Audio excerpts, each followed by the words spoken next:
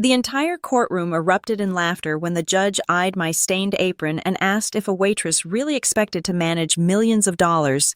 I did not argue. I simply tapped the record button on my phone and let them keep talking. What they did not know was that I used to stand right where their lawyers were standing. The woman who left me everything had predicted this exact humiliation, down to the last detail. My name is Chloe Thomas, and as I stood in the center of the 17th District Court of Travis County, I could feel the weight of every single eye in the room pressing down on my shoulders. The air conditioning was humming a low mechanical drone, but it did not do much to combat the stifling heat of the Texas summer that lingered on everyone's skin.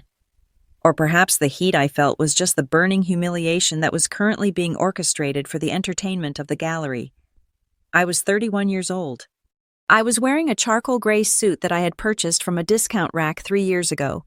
The fabric was a cheap polyester blend that shined awkwardly under the harsh fluorescent lights of the courtroom, and the hem of the skirt was beginning to fray ever so slightly. To the people in this room, the high-priced lawyers in their Italian wool, the clerks with their crisp shirts, and my own family in their designer morning attire, I looked exactly like what they thought I was. I looked like a woman who was out of her depth. I looked like a mistake. I looked down at my hands, resting on the defense table. They were red and raw. The skin on my palms was dry, and there were deep, red indentations wrapping around my wrists. Those marks were fresh. They were the lingering ghosts of the apron strings I had tied too tight at 6 o'clock this morning.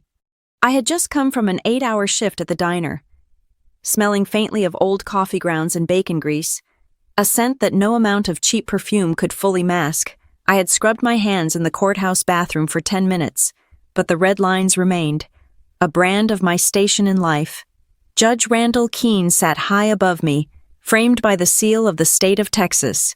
He was a man who enjoyed the sound of his own voice, a man who treated his courtroom less like a hall of justice and more like a personal theater where he was the star performer.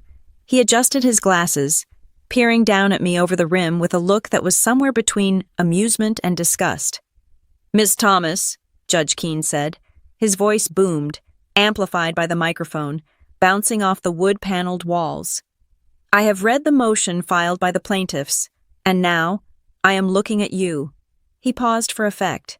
He knew exactly what he was doing. He was playing to the crowd. "I have to ask," Keene continued, a smirk curling the corner of his lip. "Does a waitress brain really have the capacity to process the complexities of a multi-million-dollar estate? Or are we just hoping the numbers magically balance themselves like a check at a diner?"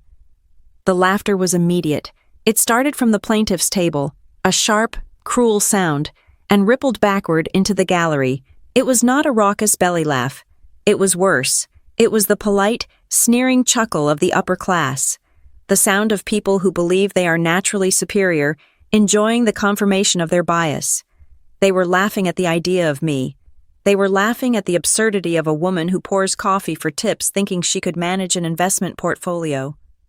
I did not flinch. I did not look down. I did not let a single tear well up in my eye. Instead, I slowly moved my right hand into the pocket of my blazer. My fingers brushed against the cool glass of my smartphone. I felt for the volume button and the distinct tactile ridge of the case. I pressed the screen once, a practiced, subtle motion. Inside my pocket, the voice recorder app was running. The little red waveform was dancing in the darkness, capturing every snicker, every insult, every violation of judicial impartiality. "Keep talking," I thought, keeping my face a mask of bewildered innocence. "Please, Judge Keene, say more. Dig the hole deeper." I looked over at the table to my left. My mother, Gwen, was sitting there. She was the picture of elegant grief, or at least, the performance of it. She wore a black dress that I knew cost $2,000, her hair perfectly coiffed, a single strand of pearls resting against her neck. She wasn't looking at me. She was looking at the judge, offering a small, sad nod, as if to say, "Yes, Your Honor." It is tragic how deluded my poor daughter is.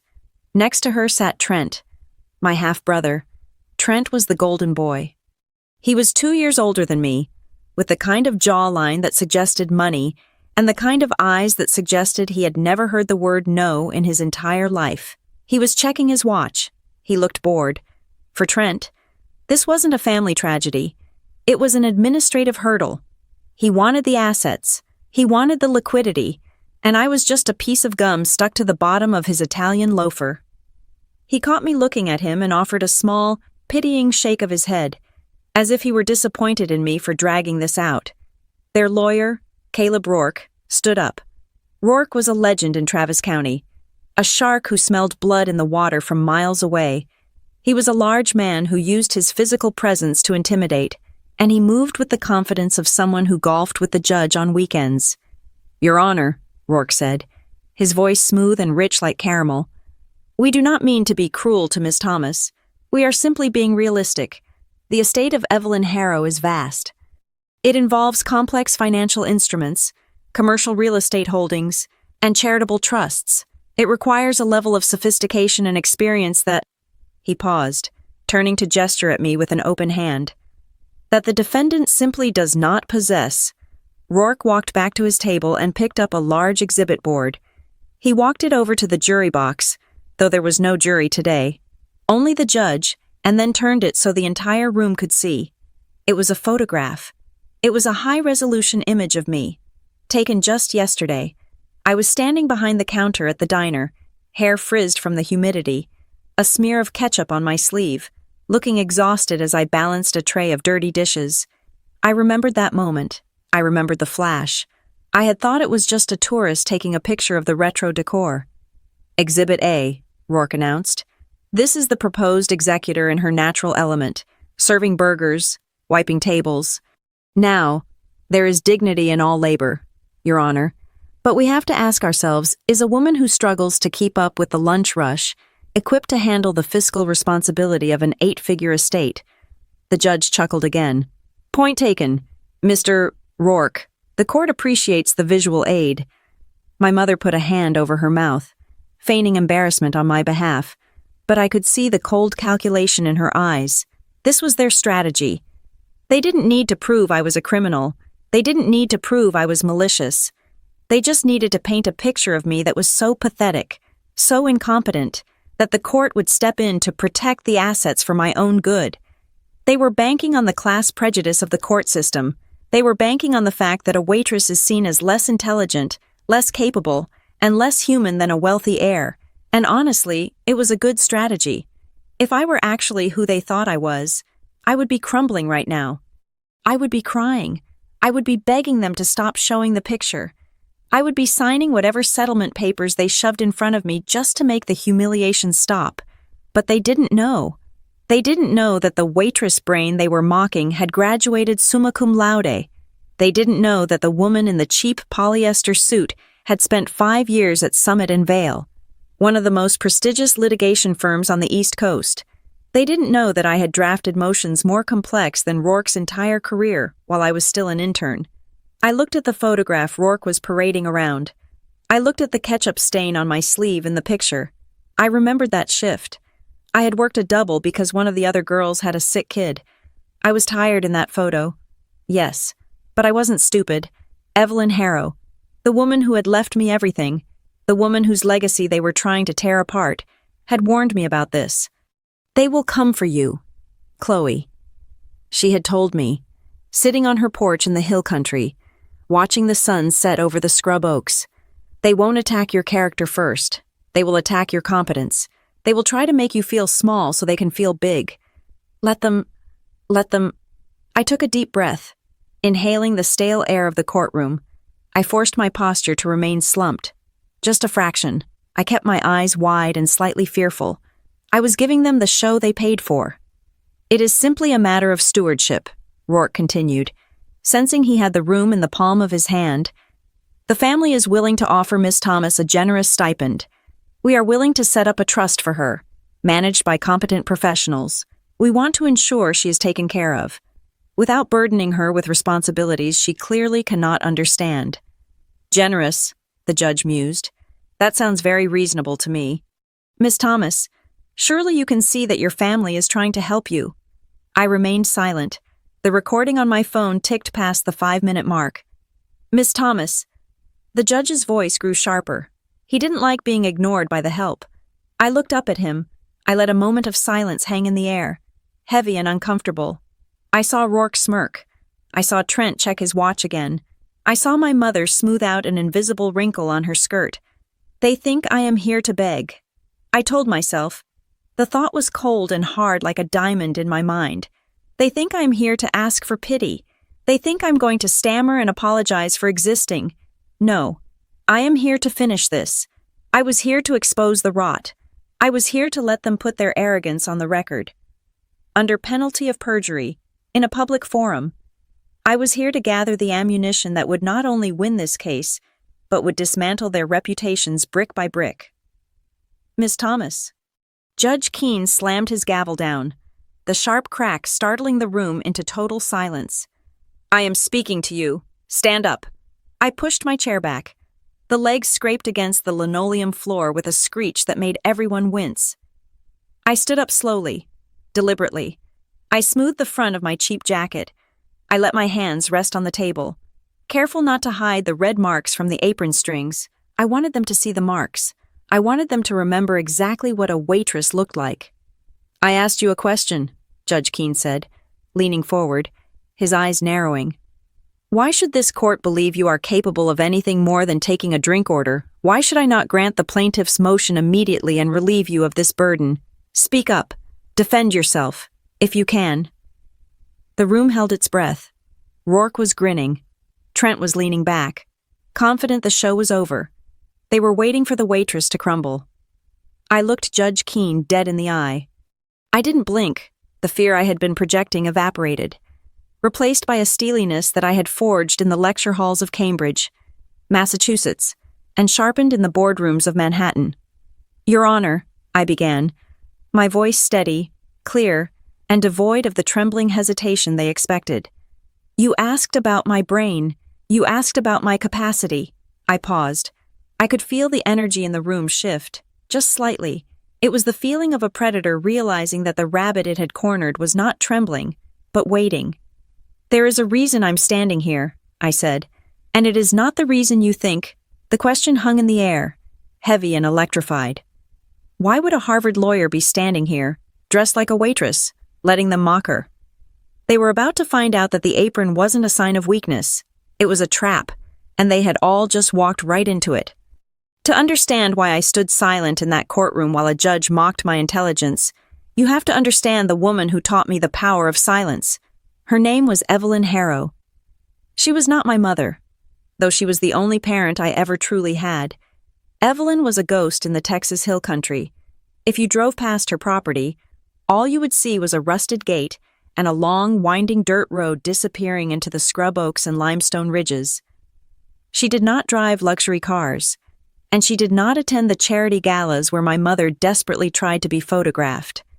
Evelyn wore work boots that were older than me and flannel shirts that smelled of cedar and rain, but she owned half the county, a fact she kept buried under layers of shell companies and quiet land trusts. I met her when I was 22 years old. I was a senior in college, competing in the state finals for debate. I was angry back then. My style of argumentation was loud, aggressive, and desperate. I wanted to burn my opponents down because I felt like the world was constantly trying to burn me down. Evelyn was one of the judges. She was the only one who didn't flinch when I slammed my hand on the podium. After the round, she found me sitting on a concrete bench outside the auditorium, smoking a cigarette I didn't actually like, just to calm my shaking hands. She sat down next to me. She didn't say hello. She just looked at my hands. You are loud, she said. Her voice was like dry leaves scraping over pavement. You mistake volume for power. It is a common error. I started to argue, to defend my strategy, but she held up a hand. I am not critiquing your performance. Chloe, you won. I am critiquing your survival instinct. You fight like you are trying to prove you exist. You need to learn to fight like you are the only one who knows the truth. That afternoon, she offered me a deal. It was purely transactional, or so she claimed. She saw what she called a feral legal mind in me. She offered to pay for law school, all of it, tuition, housing, books, living expenses. In exchange, I had to spend my summers working on her ranch, not doing legal work, but fixing fences, clearing brush, and listening. My own family made the decision easy for me. We were not poor. I want to be clear about that. We were not living in a trailer park, scraping by on food stamps. My childhood was defined by a suffocating, beige mediocrity.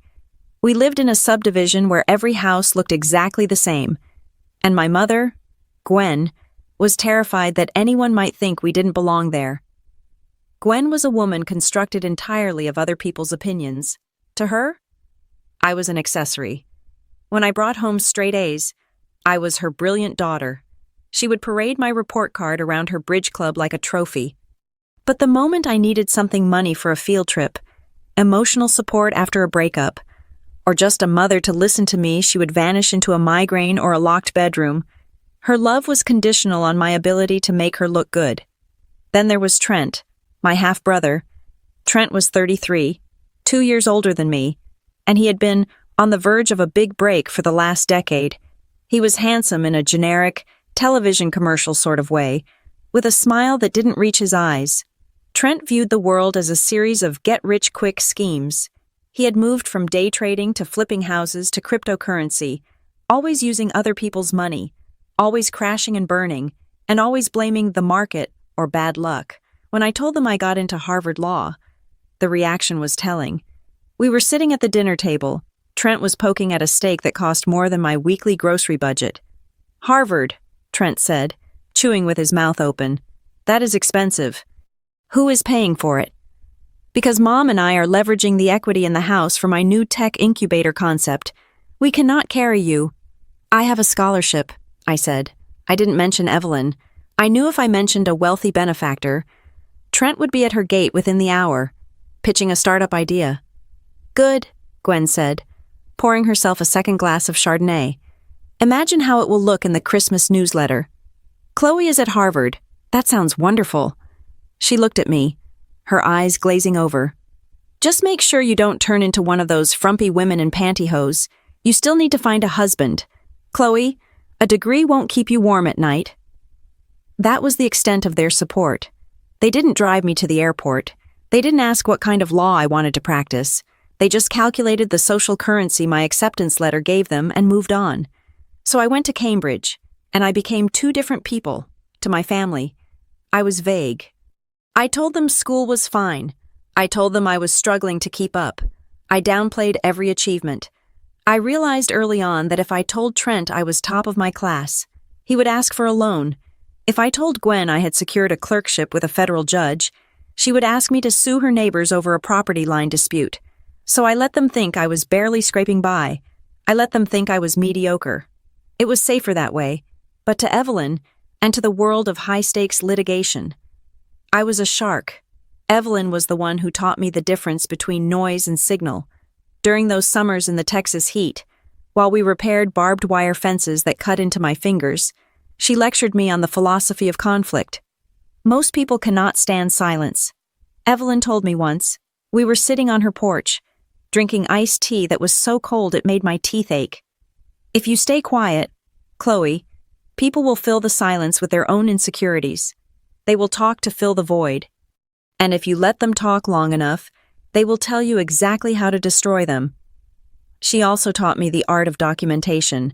Evelyn kept journals of everything, not feelings, but facts, weather patterns, cattle prices, conversations with contractors. "Memory is a liar," she said.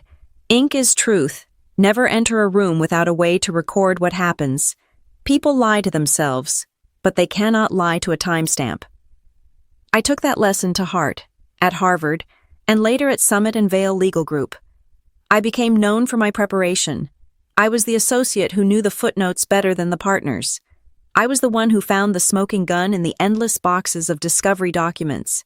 I spent 5 years at Summit and Vale. I rose through the ranks faster than anyone in the firm's history. I handled complex civil litigation, defending assets worth hundreds of millions of dollars. I wore tailored suits that cost $3,000. I commanded boardrooms. I destroyed opposing counsel with a calmness that terrified them. But when I went home for Christmas, I wore jeans and a sweatshirt. I listened to Trent brag about his latest investment that was definitely going to pay off this time. I listened to Gwen complain that I looked tired, and that I should really consider wearing more makeup. I am just a junior associate, Mom. I would lie. Lots of paperwork, not much money yet. Well, Trent would sneer, sipping a craft beer he didn't pay for. Maybe you just don't have the killer instinct. Chloe, business is about aggression. You have always been too soft. I would just smile and drink my water. Silence. Then, 6 months ago, Evelyn called me. Her voice was weak. It sounded like paper tearing. She didn't tell me she was dying, but I knew. I took a leave of absence from the firm telling my colleagues I had a family emergency and flew back to Texas. Evelyn was in her bedroom, looking out the window at the hills she loved. She was small now, the cancer having eaten away the sturdy woman who used to lift hay bales, but her eyes were still sharp, burning with that terrifying intelligence. She didn't want to talk about her will. She didn't want to talk about the cancer. She wanted to talk about me. You have been hiding, she said. It wasn't a question. I have been protecting myself, I answered, sitting by her bedside. From them.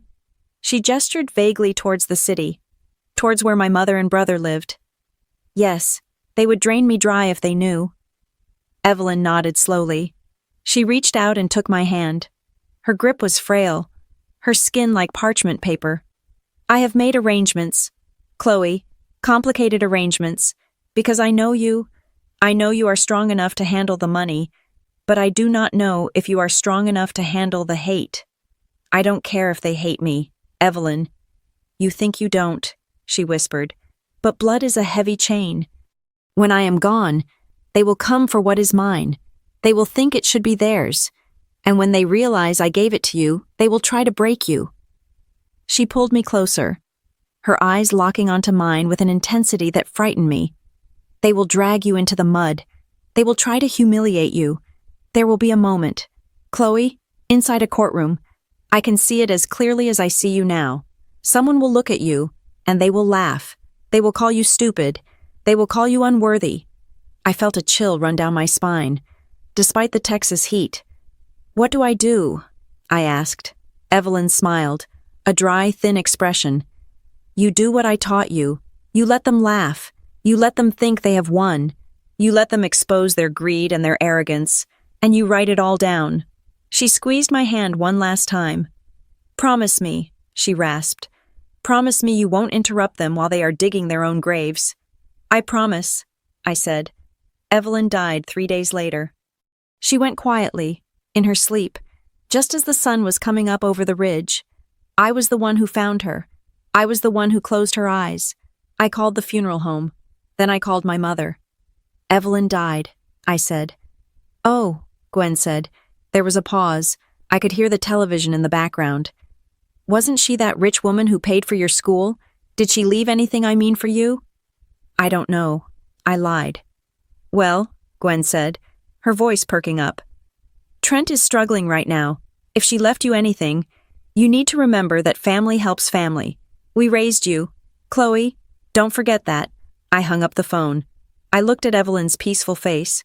I thought about the notebook stacked in her study. I thought about the recording app on my phone. I didn't know the specifics of the will yet. I didn't know that Evelyn had appointed a specific executor or that she had anticipated Trent's exact reaction. But I knew one thing, the war had started. And my family thought they were fighting an unarmed waitress. They had no idea they were declaring war on a partner from Summit and Vale. That was the last time I cried.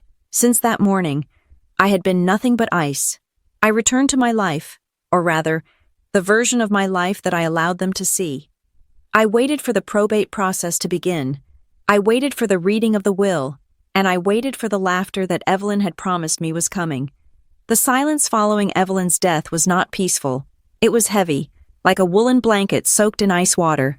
There was no grand bedside confession, no cinematic final breath. She simply ceased to be.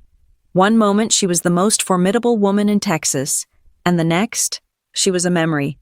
The doctor listed the cause as cardiac arrest, secondary to her long battle with cancer. It was clinical. It was reasonable. It was painfully ordinary. But the machinery of death is rarely quiet for long. 2 days after the funeral, a small, private affair that my family did not attend because they claimed the drive to the hill country was excessive, I received a call from Howard Lasker. Howard was Evelyn's personal attorney, a man who looked like he had been carved out of the same limestone as the courthouse. He was dry, humorless, and possessed a mind like a steel trap. The reading is scheduled for Thursday at 10 o'clock. Howard told me, "Your mother and brother have been notified. They have confirmed their attendance with remarkable speed." I arrived at Howard's office in downtown Austin 15 minutes early. The waiting room smelled of lemon polish and old leather. I sat in the corner, staring at a painting of a cowboy weathering a storm, trying to keep my breathing steady. I was not nervous about the money. I was nervous about the performance I was about to witness. At 9:55, the elevator doors slid open. Gwen and Trent walked in. They looked like they were walking onto a movie set. Gwen was wearing a black veil, which felt absurdly dramatic for a woman she had met exactly twice in her life. Trent was wearing a suit that was too tight in the shoulders, checking his phone as he walked. "Chloe," Gwen said, swooping in for a hug that involved no actual contact. She smelled of expensive floral perfume. "You look tired. Are you eating?" "You look pale." "I am fine." "Mom," I said, stepping back. Trent didn't even look up from his screen. "Sad business," he muttered. "Is the executor here?" "I have a meeting at 1 o'clock with some angel investors. I need to know the timeline on the liquidity event." He wasn't asking about Evelyn. He was asking when the check would clear. We were ushered into the conference room. Howard Lasker sat at the head of a long mahogany table. He did not stand up. He did not offer condolences. He simply opened a thick file folder and adjusted his spectacles. "This is the last will and testament of Evelyn Marie Harrow," Howard announced. His voice was flat, stripping the room of any potential emotion. Trent leaned forward, his elbows on the table. "Let's skip the preamble. Mr. Lasker, we know Evelyn was fond of Chloe. We expect there to be some provisions. Just give us the numbers." Howard looked at Trent over the rim of his glasses. The look lasted 3 seconds, long enough to make Trent shift uncomfortably in his chair. Then, Howard began to read. The first few minutes were standard legal boilerplate. Debts to be paid, funeral expenses covered. Then came the distribution. "To my acquaintances, Gwen Thomas and Trent Thomas," Howard read. Trent bristled. "Acquaintances. We are family by extension." Howard ignored him. "I leave the sum of $5,000 each. This amount is intended to cover any travel expenses incurred during their visit to my memorial. Furthermore, to Trent Thomas, I leave my collection of Reader's Digest magazines from 1980 to 1990, as I believe he may find the advice within them educational." The silence in the room was absolute. It was so quiet, I could hear the hum of the hard drive in Howard's laptop. Trent's face turned a blotchy shade of red. "Is that a joke?" "I assure you, Mr. Thomas, Mrs. Harrow was not known for her comedy." Howard said. He turned the page. "To Chloe Thomas, I leave the remainder of my estate. This includes the Harrow Ranch in Gillespie County, the commercial properties in downtown Austin, the diversified stock portfolio, and all liquid assets held in the blind trust. The estimated value of the estate is—" Howard named a number. It was a large number. It was the kind of number that changes lives. It was the kind of number that ruins people. For 10 seconds, nobody moved.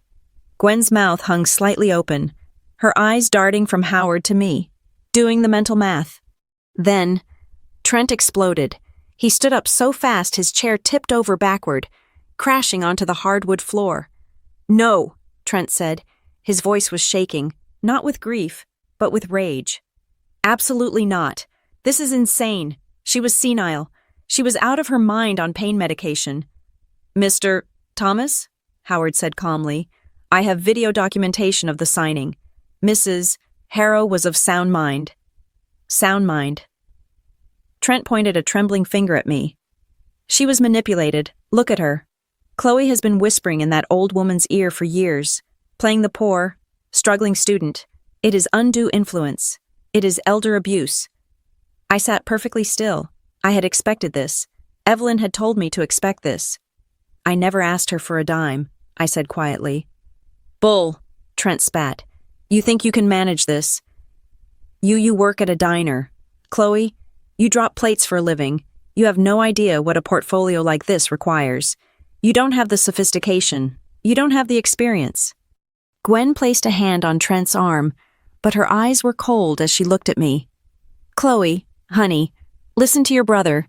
This is too much for you. It is dangerous to have this much responsibility when you don't understand the financial world. People will take advantage of you." "Like you are trying to do right now?" I asked. Gwen recoiled, as if I had slapped her. "We are trying to protect you. You are not equipped for this. You are a sweet girl. But you are not capable, not like Trent." Trent straightened his jacket. He had regained his composure, and his face had settled into a mask of smug determination. "We are contesting the will," Trent declared, "on the grounds of undue influence and lack of testamentary capacity, and we will be filing an injunction to freeze the assets until the matter is resolved." Howard Lasker closed the folder. "That is your right, Mr. Thomas. However, I must warn you that Mrs. Harrow included a no-contest clause. If you lose the $5,000. "Keep the $5,000, Trent sneered. "We are coming for the whole thing." They stormed out. The door slammed shut, vibrating the frame. I looked at Howard. He looked tired. "It begins," Howard said. "They will file the motion by tomorrow morning. The estate will be frozen. You won't be able to touch a penny of the inheritance until the judge rules. This could take months, years, if they drag it out." "I know," I said. "I can survive. I have my job. I have my savings." Howard frowned. He tapped his finger on the desk. "There is one more thing. Chloe, it is a bit of a complication." My stomach tightened. "What complication?" "The bank that holds the estate's primary accounts," Howard said slowly. "They have flagged some transactions, specifically the tuition payments Evelyn made to Harvard on your behalf years ago, because the plaintiffs are alleging that you manipulated Evelyn into giving you money over a long period. The bank's compliance department has flagged those transfers as potential evidence of the ongoing scheme." I stared at him. So, Howard said.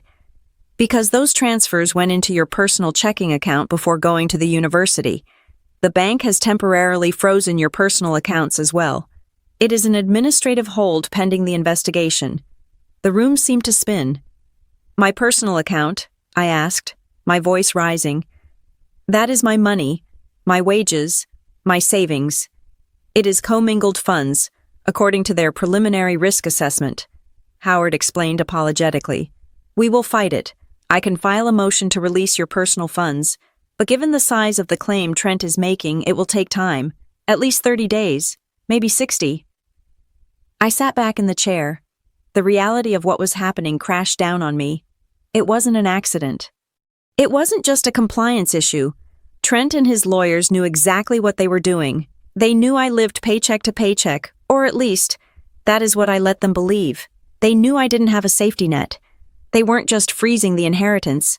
They were freezing me. They wanted to starve me out. They wanted me to be unable to pay rent. They wanted me to be unable to buy groceries. They wanted to force me into a position where I would have to crawl to them and sign a settlement just to eat. I thought about my rent, due in 4 days. I thought about the utilities bill sitting on my counter. I thought about the balance in my wallet, $42. I looked at the window, down on the street. I could see Trent and Gwen getting into their car. They were talking animatedly. Trent was laughing. He probably thought he had just checkmated me. He thought he was dealing with a waitress who would panic at the first sign of financial pressure. He thought he was dealing with a sister who would crumble. I stood up. I picked up my purse. "File the motion." "Howard," I said. My voice was calm, terrifyingly calm. "Let them freeze it. Let them freeze everything." Howard looked at me with a spark of interest.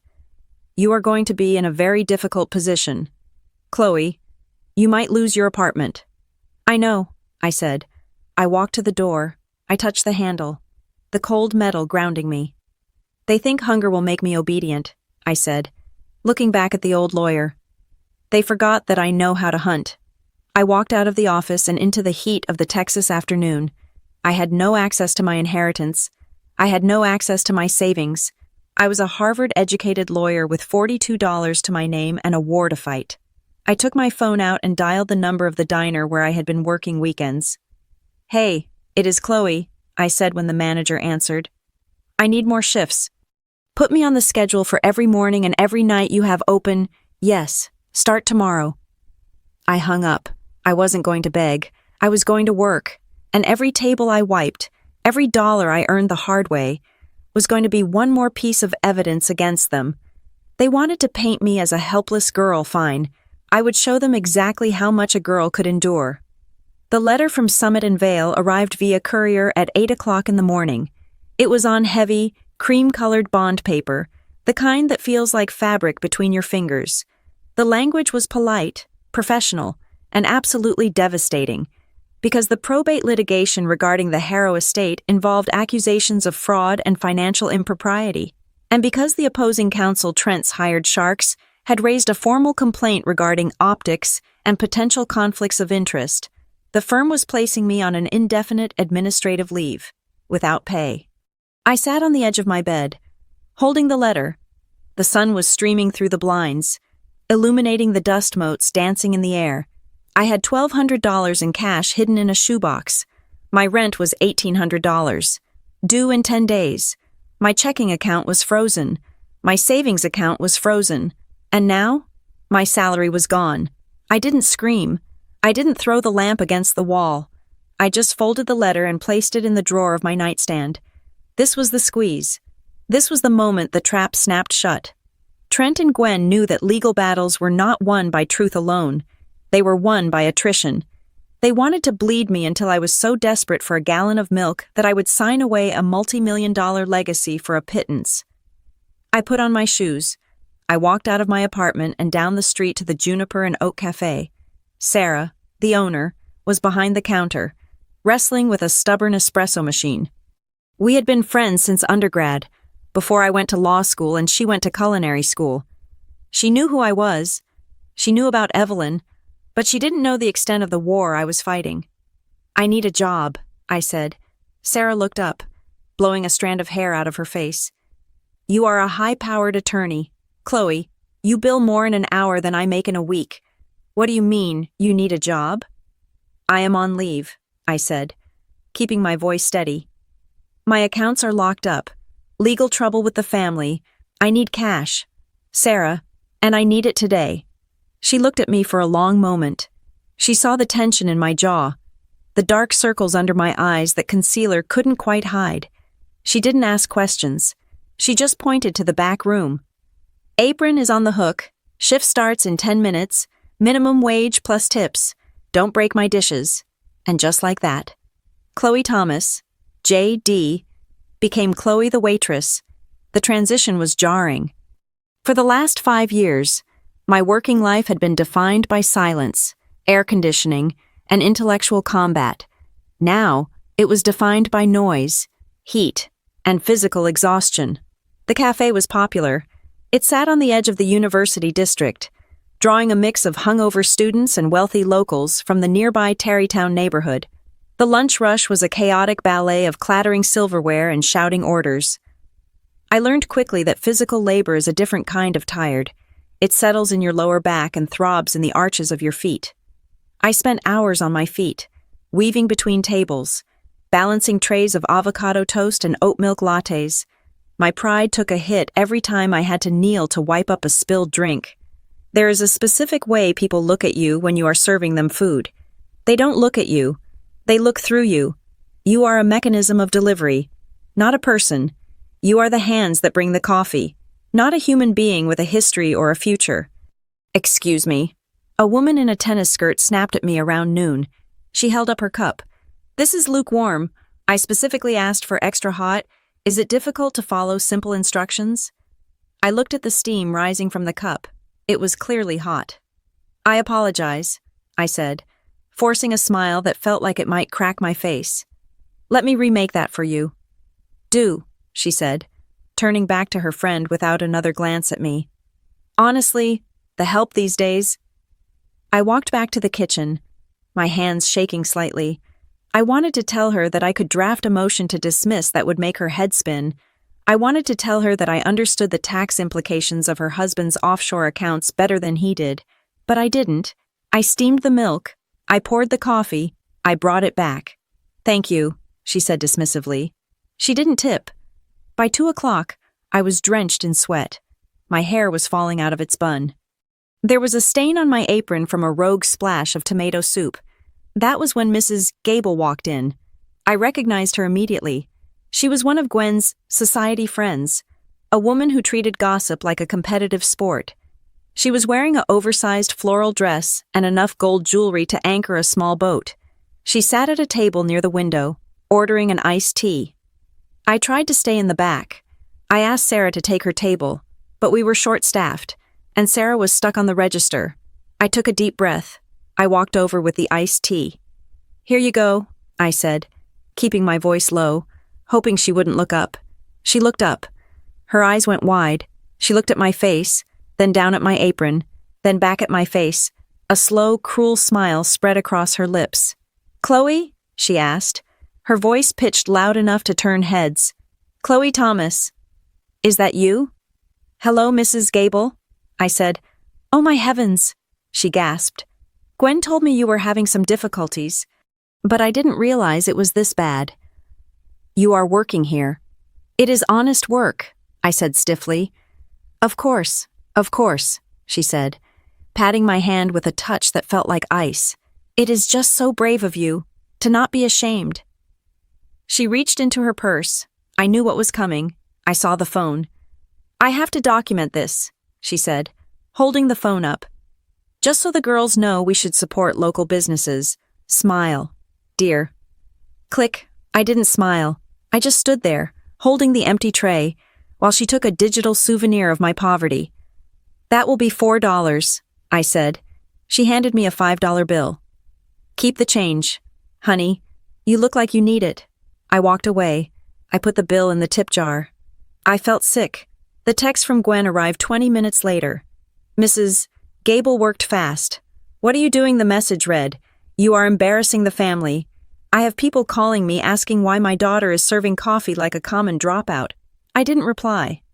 10 minutes later, my phone rang.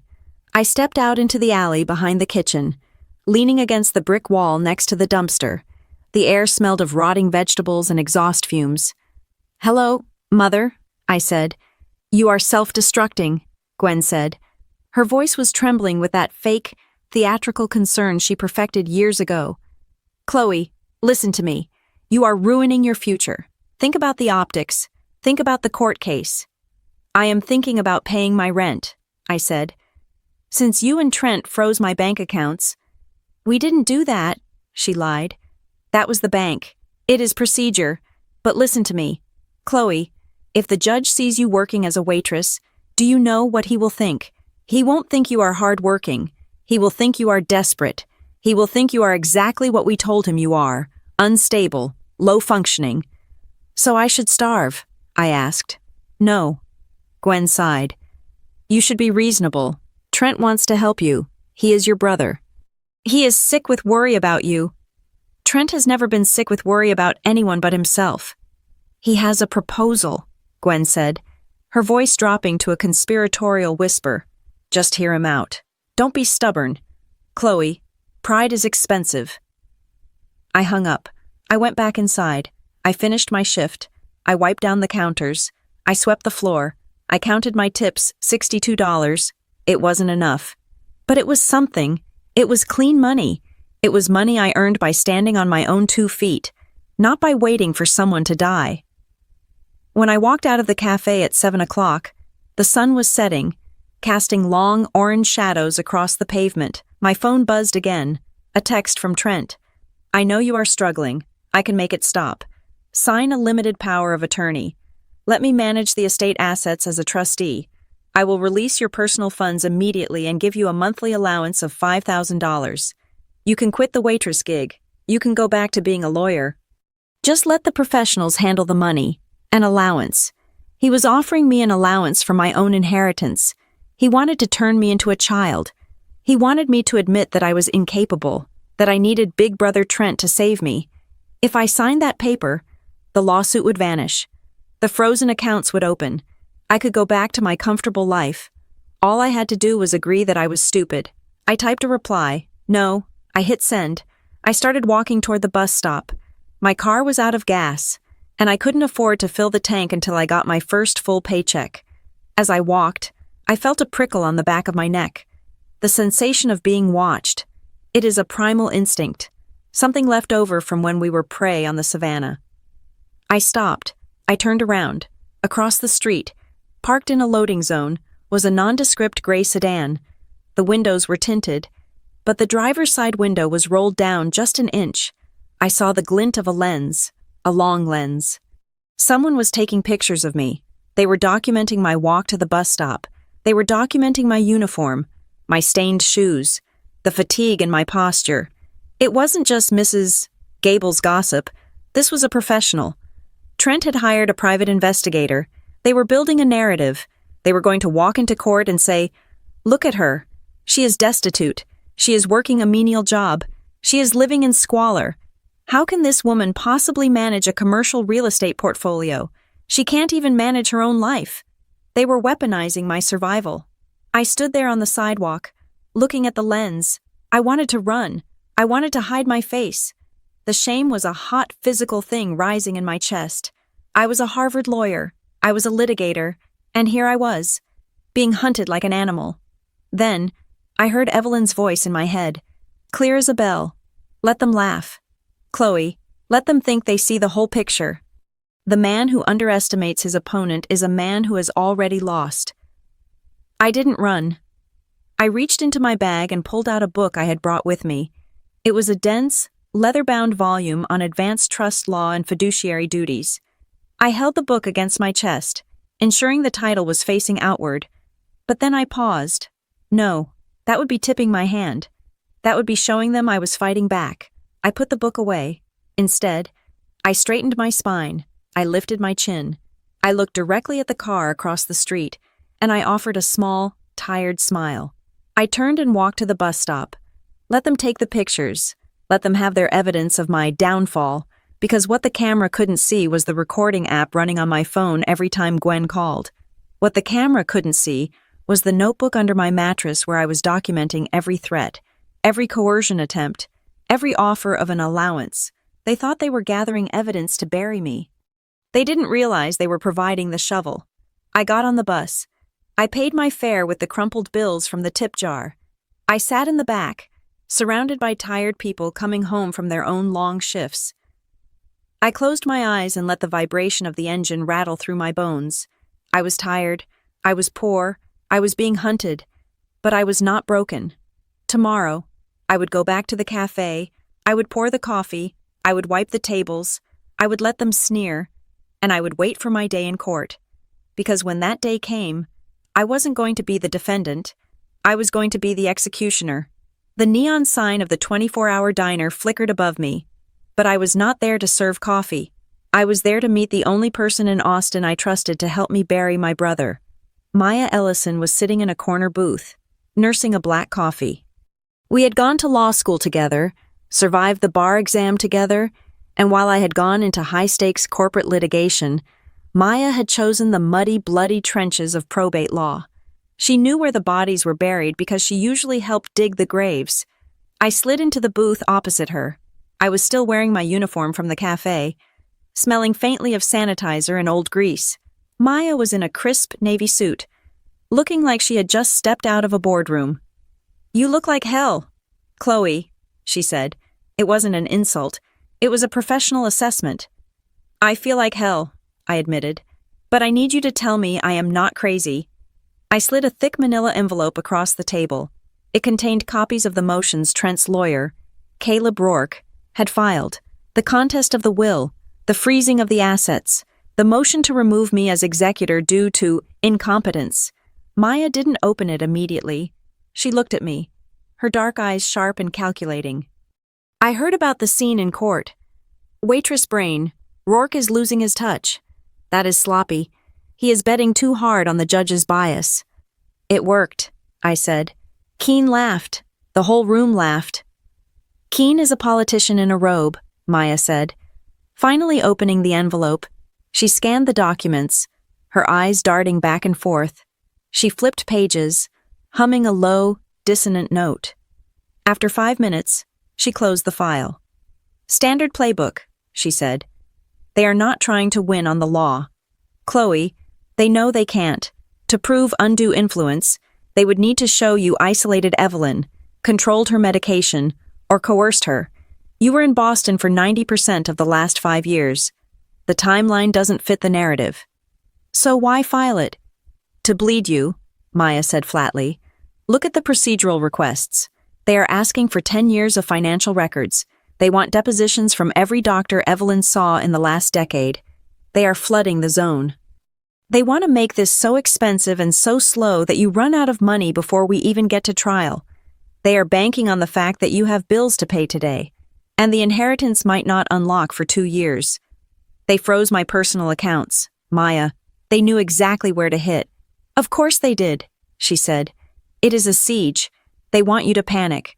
They want you to pick up the phone and say, "Okay, Trent, give me 50 grand, and I will walk away." I took a sip of water. I am not walking away. Good, Maya smiled, a predatory expression that made me miss working with her. Because we are not going to play defense. We are going to counterattack, but we have to be smart. We don't fight on emotion. We fight on process. Maya leaned in.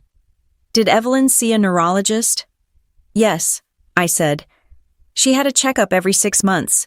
She was terrified of dementia. Her father had it. Perfect, Maya said. We subpoena the records, but we don't just get the notes.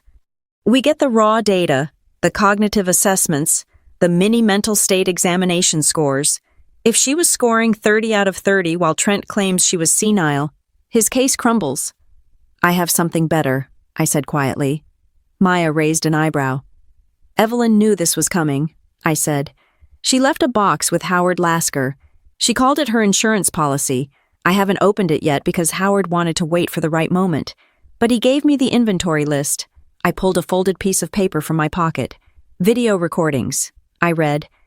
Dated every month for the last 2 years. Each video begins with her reading the day's newspaper to establish the date, followed by a summary of her business decisions for that month. She explains why she sold the stocks, why she bought the land, and explicitly, why she was leaving the money to me. Maya let out a low whistle. She created a capacity dossier. That is brilliant. It is admissible as evidence of state of mind. If she is on tape, lucid, articulate, and explaining her logic, it destroys the argument that she was being manipulated. There is more, I continued.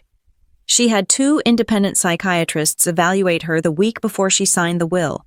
They weren't her regular doctors. They were forensic specialists. They signed affidavits, certifying she was of sound mind and free from duress. Maya leaned back, looking genuinely impressed. Your mentor was a shark. Chloe, this isn't just a defense. It is a trap. If we drop this now, the judge might dismiss the case. No, I said. The word came out harder than I intended. If we drop it now, Rourke will find a way to suppress it or claim the doctors were paid off. I want them to commit. I want Trent to testify under oath that she was crazy. I want him to lie on the record, and then I want to play the tape. Maya looked at me for a long moment. You don't just want to win. You want to destroy him. I want the truth to be the only thing left standing, I said. Okay, Maya nodded. Then we play the long game, but you need to survive the siege. How are you holding up financially? I am working, I said. I am picking up double shifts at Juniper and Oak. Chloe, Maya warned, I can float you a loan, a legitimate one, paperwork and everything. You don't have to scrub tables. It plays into their narrative that you are well, serving class. No, I said firmly. I want the court to see me working. I want the judge to see that when my assets were frozen, I didn't steal, I didn't beg, and I didn't manipulate anyone. I went to work. It goes to character. It shows I value labor, unlike Trent, who has never worked a real day in his life. It is risky, Maya said. Rourke will use it to mock you, again. Let him, I said. Evelyn said to let them laugh. Maya tapped her pen on the table. Fine, but we need to document everything. Every text from Gwen. Every voicemail from Trent. If they approach you, record it. Texas is a one-party consent state. You don't have to tell them. Way ahead of you, I said, tapping my pocket where my phone lived. The next 3 weeks were a blur of exhaustion and adrenaline. I would wake up at 5 in the morning, work the breakfast shift until 2, meet with Maya, or review case files until 6, and then sometimes go back for the dinner shift. My hands were constantly dry. My feet ached with a deep, bone-weary throb, and I was perpetually tired, but I was also focused. Trent, however, was not idle. He began a whisper campaign. I heard it first from Sarah at the cafe. You know people are talking, right? Sarah asked me one afternoon as we were refilling the sugar containers. Let them talk, I said. No. Chloe? I mean specifically. She hesitated. A girl from your brother's country club came in today. She said Trent is telling everyone you are mentally unstable. He is saying you are cosplaying poverty to get attention. He says you have access to money, but you are choosing to work here to embarrass the family and make him look like a monster. My grip on the glass sugar dispenser tightened until my knuckles turned white. It was a brilliant, twisted lie. By framing my survival as a performance, he stripped me of my dignity. If I was really poor, I was pathetic. If I was faking it, I was manipulative. There was no winning with these people. He is terrified, I told Sarah. He knows that if people respect me, his story falls apart. That evening, Gwen started her bombardment. My phone lit up with message after message. Gwen, Chloe, please, I saw the pictures of you on Facebook. Someone posted you cleaning up a spill. It breaks my heart. Gwen, Trent is willing to be the bigger person. He just wants to stop this madness. Just sign the papers. Honey, we can have this all resolved by dinner. I will even help you pay off your student loans. Gwen, why do you hate us? We only want what is best for you. I didn't reply. I screenshotted every message. I uploaded them to a secure cloud server that Maya had set up. The timestamps told a story of harassment, not concern. She wasn't asking how I was. She was asking me to surrender. But the real turning point came on a rainy Tuesday night. I dragged myself home after a 10-hour shift. My apartment building was old, with a flickering light in the hallway that buzzed like an angry hornet. I was fumbling for my keys when I saw it. A plain manila envelope was taped to my door. There was no stamp, no return address, just my name, written in block letters with a black marker. My heart hammered against my ribs. Was this a threat? A subpoena. I unlocked the door, rushed inside, and locked it behind me. I threw the envelope on my kitchen table and stared at it for a full minute before I grabbed a knife to slit it open. Inside were 3 sheets of paper. They were printouts of emails. I looked at the dates. They were from 6 months ago, just before Evelyn died. The sender was Trent Thomas. The recipient was Evelyn Harrow. I started reading, and my breath caught in my throat. Subject: urgent investment opportunity. Personal favor, Evelyn. I know we haven't spoken much lately, but I am in a bind. The liquidity for the tech venture hit a snag. I need $500,000 by Friday, or the partners are going to pull out. I can offer you 15% equity. Please, I cannot go to Gwen with this. She thinks the business is already profitable. The next email was dated 2 days later. Subject: urgent. Please, Evelyn, I am begging you. It is not just the business. I leveraged the house. If I don't cover this margin call, I lose everything. You have so much sitting in low-yield bonds. Just a loan. I will pay it back in 6 months. And then, the third page, a reply from Evelyn. Trent, I have reviewed your proposal. It is not an investment. It is a donation to a sinking ship. You have leveraged assets you do not own to fund a lifestyle you cannot afford. I will not give you a penny, not because I do not have it, but because saving you now would only prevent you from learning the lesson you desperately need. Tell your mother the truth. Evelyn. I lowered the papers. My hands were shaking. This changed everything. Trent wasn't contesting the will because he thought I was incompetent. He wasn't fighting for family legacy. He was fighting for his life. He was broke.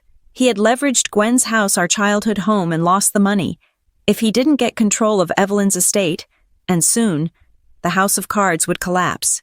He needed the inheritance to cover his debts before Gwen found out she was homeless. That was why he was so aggressive. That was why he wanted a settlement. He didn't care about the long term. He needed cash immediately. The motive was clear. It was desperation. But who sent me this? Evelyn was dead. Howard Lasker would have given this to me legally during discovery, not taped to my door. Trent certainly didn't send it. I looked at the envelope again. There was nothing, no markings. Someone else was watching. Someone else knew Trent's secret and wanted him to burn. I picked up my phone and dialed Maya. It was 11 at night. "Tell me you have good news," she answered, her voice groggy. "I have a motive," I said. "And I have proof that Trent lied about his financial standing in the initial deposition." "What do you have?" "Emails," I said. "He begged Evelyn for money right before she died. She refused. He is underwater. Maya, he isn't protecting the estate. He is trying to loot it to pay off gambling debts." There was a silence on the line, and then I heard the rustle of sheets as Maya sat up. "Bring them to me tomorrow," Maya said, her voice sharp and awake. "If those are authentic, we don't just have a defense, we have a weapon." "I will," I said. I hung up and looked at the papers again. "You are not the golden boy. Trent," I whispered to the empty room. "You are just a desperate man with a lot of debt." I carefully placed the emails in my own red binder, right next to the photos of me waiting tables. They wanted a war of attrition. They wanted to see who would blink first. I wasn't blinking. I was just getting started. The courtroom air was stale, recycled through vents that hadn't been cleaned since the 80s. But the suffocating pressure in the room had nothing to do with the ventilation. It was the weight of expectation. Everyone in the 17th District Court expected a slaughter. On one side sat Caleb Rourke. He was a man who cost $600 an hour and looked like he was worth every cent. He had a mane of silver hair, a voice that rumbled like a luxury car engine, and a reputation for tearing witnesses apart until they thanked him for the privilege. Beside him sat Trent and Gwen, looking like the victims of a terrible tragedy, dabbing dry eyes with expensive handkerchiefs. On the other side sat me, Chloe Thomas, the waitress. Judge Randall Keene presided over the bench like a king bored with his subjects. He had already made up his mind.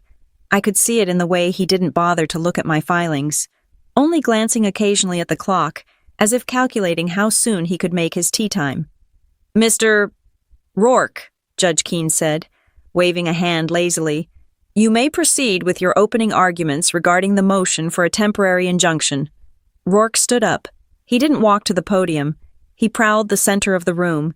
He didn't look at the judge. He looked at the gallery. He looked at the few reporters who had wandered in, sniffing a scandal. "Your Honor," Rourke began, his voice filling the room without effort, "this case is not about money. It is about protection. It is about stewardship. We are here to save a legacy from being squandered by incompetence." He turned to me then. His eyes were cold. "Dead things. Ms.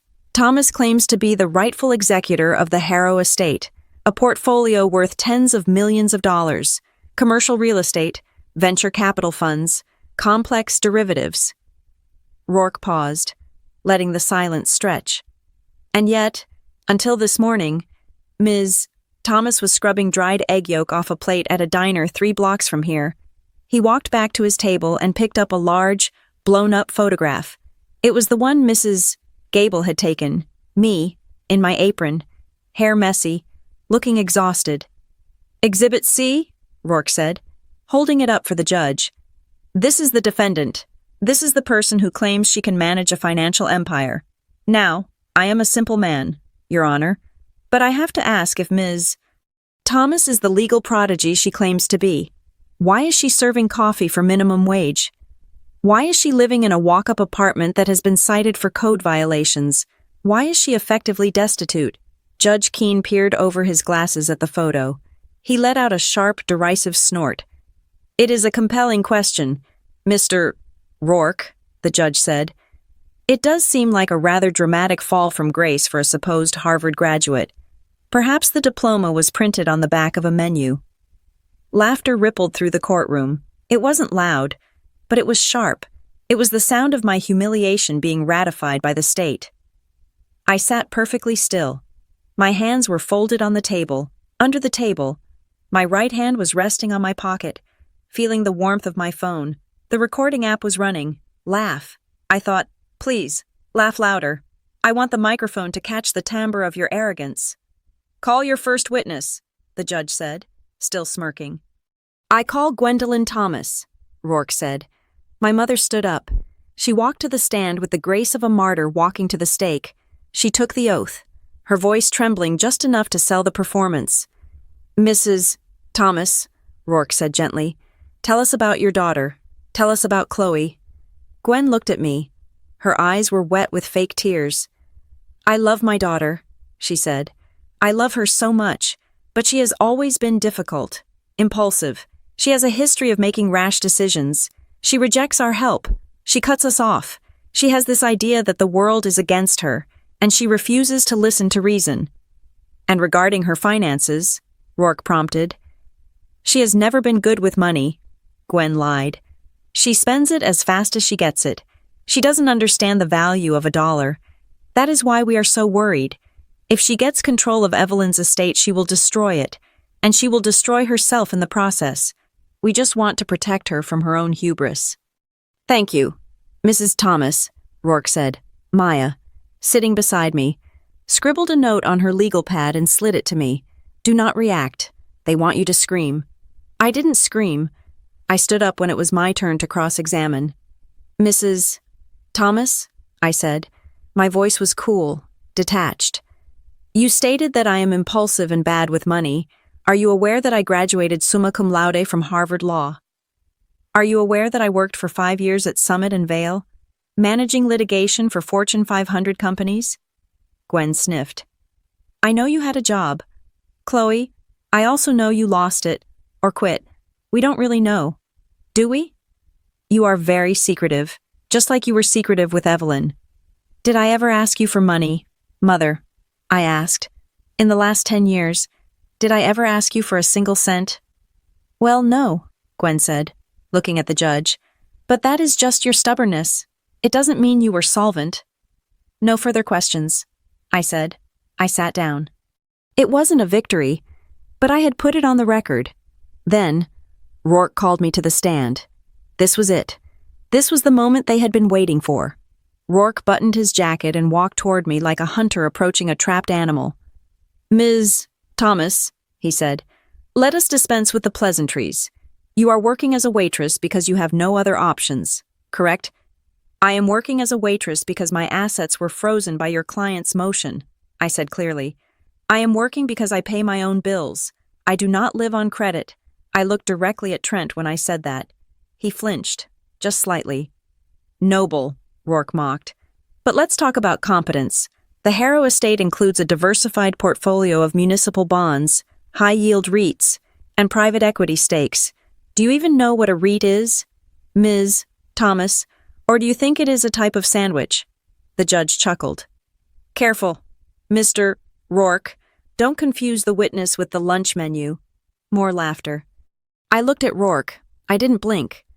A real estate investment trust, I said, my voice projecting to the back of the room, is a company that owns, operates, or finances income-generating real estate, modeled after mutual funds. REITs pool the capital of numerous investors. To qualify as a REIT, a company must comply with certain provisions of the Internal Revenue Code. Specifically, it must distribute at least 90% of its taxable income to shareholders annually in the form of dividends. The room went quiet. Rourke blinked.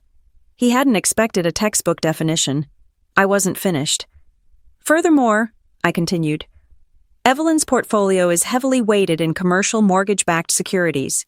Given the current volatility in the office space sector, the prudent strategy would be to divest the Class B properties in downtown Austin and reallocate the capital into industrial logistics centers, which are currently seeing a 6% year-over-year growth in cap rates.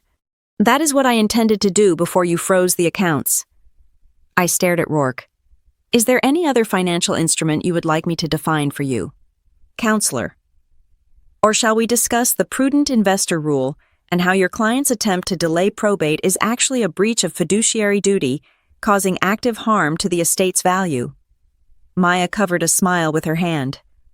Rourke stood there for a second, his mouth slightly open. I had cornered him. I had proven, in 30 seconds, that I knew more about the assets than he did. But I had forgotten where I was. I had forgotten that in Judge Keene's courtroom, intelligence was not an asset if it came from the wrong person. Judge Keene leaned forward. He didn't look impressed. He looked annoyed. He looked like a man who had just been corrected by a servant. "Well," the judge drawled, his voice dripping with condescension, "that is a very pretty speech, Ms. Thomas. You must have memorized that quite thoroughly. Perhaps you read it on Wikipedia during your break." "I learned it at Harvard Law, Your Honor," I said. Right. Keene waved a hand dismissively. "The famous degree. But tell me this, if you are such a financial wizard. Why are you wearing a suit that looks like it came from a garage sale? Why are your hands red from scrubbing tables?" He leaned back, a cruel smile playing on his lips. "You see, Ms. Thomas, there is book smarts, and then there is street smarts. And frankly, looking at you, I have a hard time believing a waitress brain can truly grasp the nuances of multi-generational wealth management. You might know the definitions, but do you have the breeding for it?" "Genius waitress brain," the judge chuckled to himself, as if he had just invented the wittiest joke in history. "Now that is an oxymoron if I ever heard one." The courtroom erupted. Trent was laughing openly now, his head thrown back. Gwen was smiling behind her hand. Rourke was grinning like a shark. They were laughing at my logic. They were laughing at my defense. They were dismissing my education, my experience, and my entire existence because I wore an apron. My hand tightened on the fabric of my skirt. The anger was a physical heat in my chest, a fire that wanted to consume the entire room. I wanted to scream. I wanted to throw the table over. I wanted to pull out the emails proving Trent was a fraud and shove them down the judge's throat. But then I saw Maya. She wasn't looking at the judge. She was looking at me. She held my gaze, and she gave a microscopic shake of her head. Her eyes were hard and clear. Let them talk. Her eyes said, "Let them dig." I felt the phone in my pocket. It was still recording. Every word, every insult, every prejudiced, biased syllable that fell from Judge Keene's mouth was being captured in high-definition audio. "Waitress brain," I repeated slowly. "Is that your official assessment, Your Honor?" "It is my observation," Keene said, enjoying the crowd's reaction. "And it brings me to my ruling." The laughter died down. The room waited. "Given the complexity of the estate," Keene said, shuffling his papers, "and given the questions regarding the defendant's current stability and lifestyle, I am not comfortable handing over the keys to the kingdom. Not yet." He banged his gavel. "I am granting the plaintiff's motion for a temporary injunction. The assets will remain frozen. Furthermore, I am ordering the appointment of a temporary administrator to oversee the estate until the trial concludes. I am inclined to appoint a family trust committee, headed by Mr. Trent Thomas, to advise on urgent financial decisions." It was a gut punch. He was giving Trent the keys. Not officially, not permanently, but enough. Trent would have oversight. Trent would have access. "But, Your Honor," I stood up, my voice shaking with controlled fury. "Mr. Thomas is a debtor. Giving him access to the estate is—" "Sit down, Ms. Thomas," Keene roared. "Do not lecture me on my rulings. Unless you want to be held in contempt and spend the night in a cell, you will sit down and be quiet. You may be a genius at the diner, but in here, you are just a defendant." I sat down. The gavel banged again. "Court is adjourned." Trent walked past my table. He stopped, just for a second. He leaned down, so close I could smell his expensive cologne masking the scent of his own desperation. "Don't worry, sis," he whispered. "I will make sure to tip you next time I stop by for coffee." He walked away, laughing with Rourke. Gwen followed them, avoiding my eyes. I sat there while the room emptied. I sat there until it was just me and Maya and the bailiff who was looking at me with pity. "He gave them the estate," I said. My voice was hollow. "He gave them a rope," Maya said softly. She began packing up her briefcase. "He just put a man with massive gambling debts in charge of a multi-million-dollar cookie jar, and he did it on the record, after mocking the actual executor based on class prejudice." Maya looked at me. "Do you have the recording?" I pulled the phone out of my pocket. I stopped the recording. The file saved. 2 hours and 14 minutes of pure, unfiltered judicial misconduct. I have it, I said. Good, Maya said. Because Judge Keene just made the biggest mistake of his career. He thought he was crushing a waitress. He didn't realize he was handing a loaded gun to a litigator. I stood up. The red marks on my wrists from the apron strings were throbbing. I am going to destroy him, I said. Not just Trent, the judge, Rourke, all of them. We will, Maya said. But first, we let them get comfortable. We let Trent think he has won. We let him put his hand in the jar. I looked at the empty judge's bench. The seal of Texas hung above it, silent and imposing. They wanted a waitress, I said, turning to leave. I am going to serve them a meal they will choke on. The heavy oak doors of the courtroom swung shut behind us, muting the buzz of the gallery. But the silence in the hallway was far more violent. It was the kind of silence that precedes an explosion. The recess was supposed to be 15 minutes, just enough time for the judge to grab a coffee and for my family to corner me. Gwen moved first. She didn't look like a grieving mother anymore. The mask of the concerned matriarch she had worn inside the courtroom vanished, replaced by the sharp, brittle impatience I remembered from my childhood. She grabbed my arm, her manicured nails digging into the fabric of my cheap suit jacket. "This has to stop," Gwen hissed. Her voice was low, vibrating with embarrassment. "Did you hear them laughing? Did you hear what the judge said? You are making a fool of yourself, Chloe. And worse, you are dragging our name through the mud." Trent stepped in front of me, blocking my path to the water fountain. He held a document in his hand, a crisp, blue-backed settlement agreement. He must have had it printed and ready in his briefcase the entire time. "It is over, Chloe," Trent said. He didn't look angry. He looked triumphant. It was the look of a man who had just watched his opponent fold a winning hand because they didn't know the rules of the game. "Keene is going to appoint the trust committee. That is me. That is us. You heard him? He thinks you are a joke." He slapped the paper against his palm. "Sign the temporary delegation of authority," Trent commanded. "Right now, we go back in there. We tell the judge we have reached an amicable interim agreement, and we stop the bleeding. I will release $5,000 to your account today. You can pay your rent. You can buy some decent clothes. You can stop playing waitress." I looked at the paper, then I looked at Trent. "And if I don't?" I asked. "Then we crush you," Trent said simply. "We drag this out for 2 years. We depose every manager you have ever had. We bring up every mistake you made in high school. By the time we are done, you won't just be broke. You will be unemployable." He leaned closer, invading my personal space. "Face it, Chloe, you are a coffee girl. You wipe tables. You think anyone in that room is going to believe you can manage a hedge fund. You think anyone is going to trust you over me." The air in the hallway seemed to stand still. I looked at my brother. I looked at the sweat beading on his upper lip, the slight tremor in his hand that he was trying to hide. I saw the desperation I had read in his emails to Evelyn. He wasn't a titan of industry. He was a frightened little boy in a suit he couldn't afford. "You asked me a question," I said softly. "What?" Trent snapped. "You asked if anyone would trust me." I said, "But that isn't the real question, is it, Trent? The question isn't who trusts me. The question is who has been told to trust me." Trent frowned. "What are you talking about? You are babbling." I reached into my purse. I didn't reach for my phone this time. I reached for my wallet. It was an old leather thing, battered and worn, but the contents were pristine. I pulled out a small, laminated card. I held it up, right at Trent's eye level. It was my State Bar of Texas identification card. Next to it, I held up a second card, my security clearance badge for the federal courthouse in the Southern District of New York, issued during my time at Summit and Vale. "Read it," I said. Trent stared at the card. He blinked. He squinted.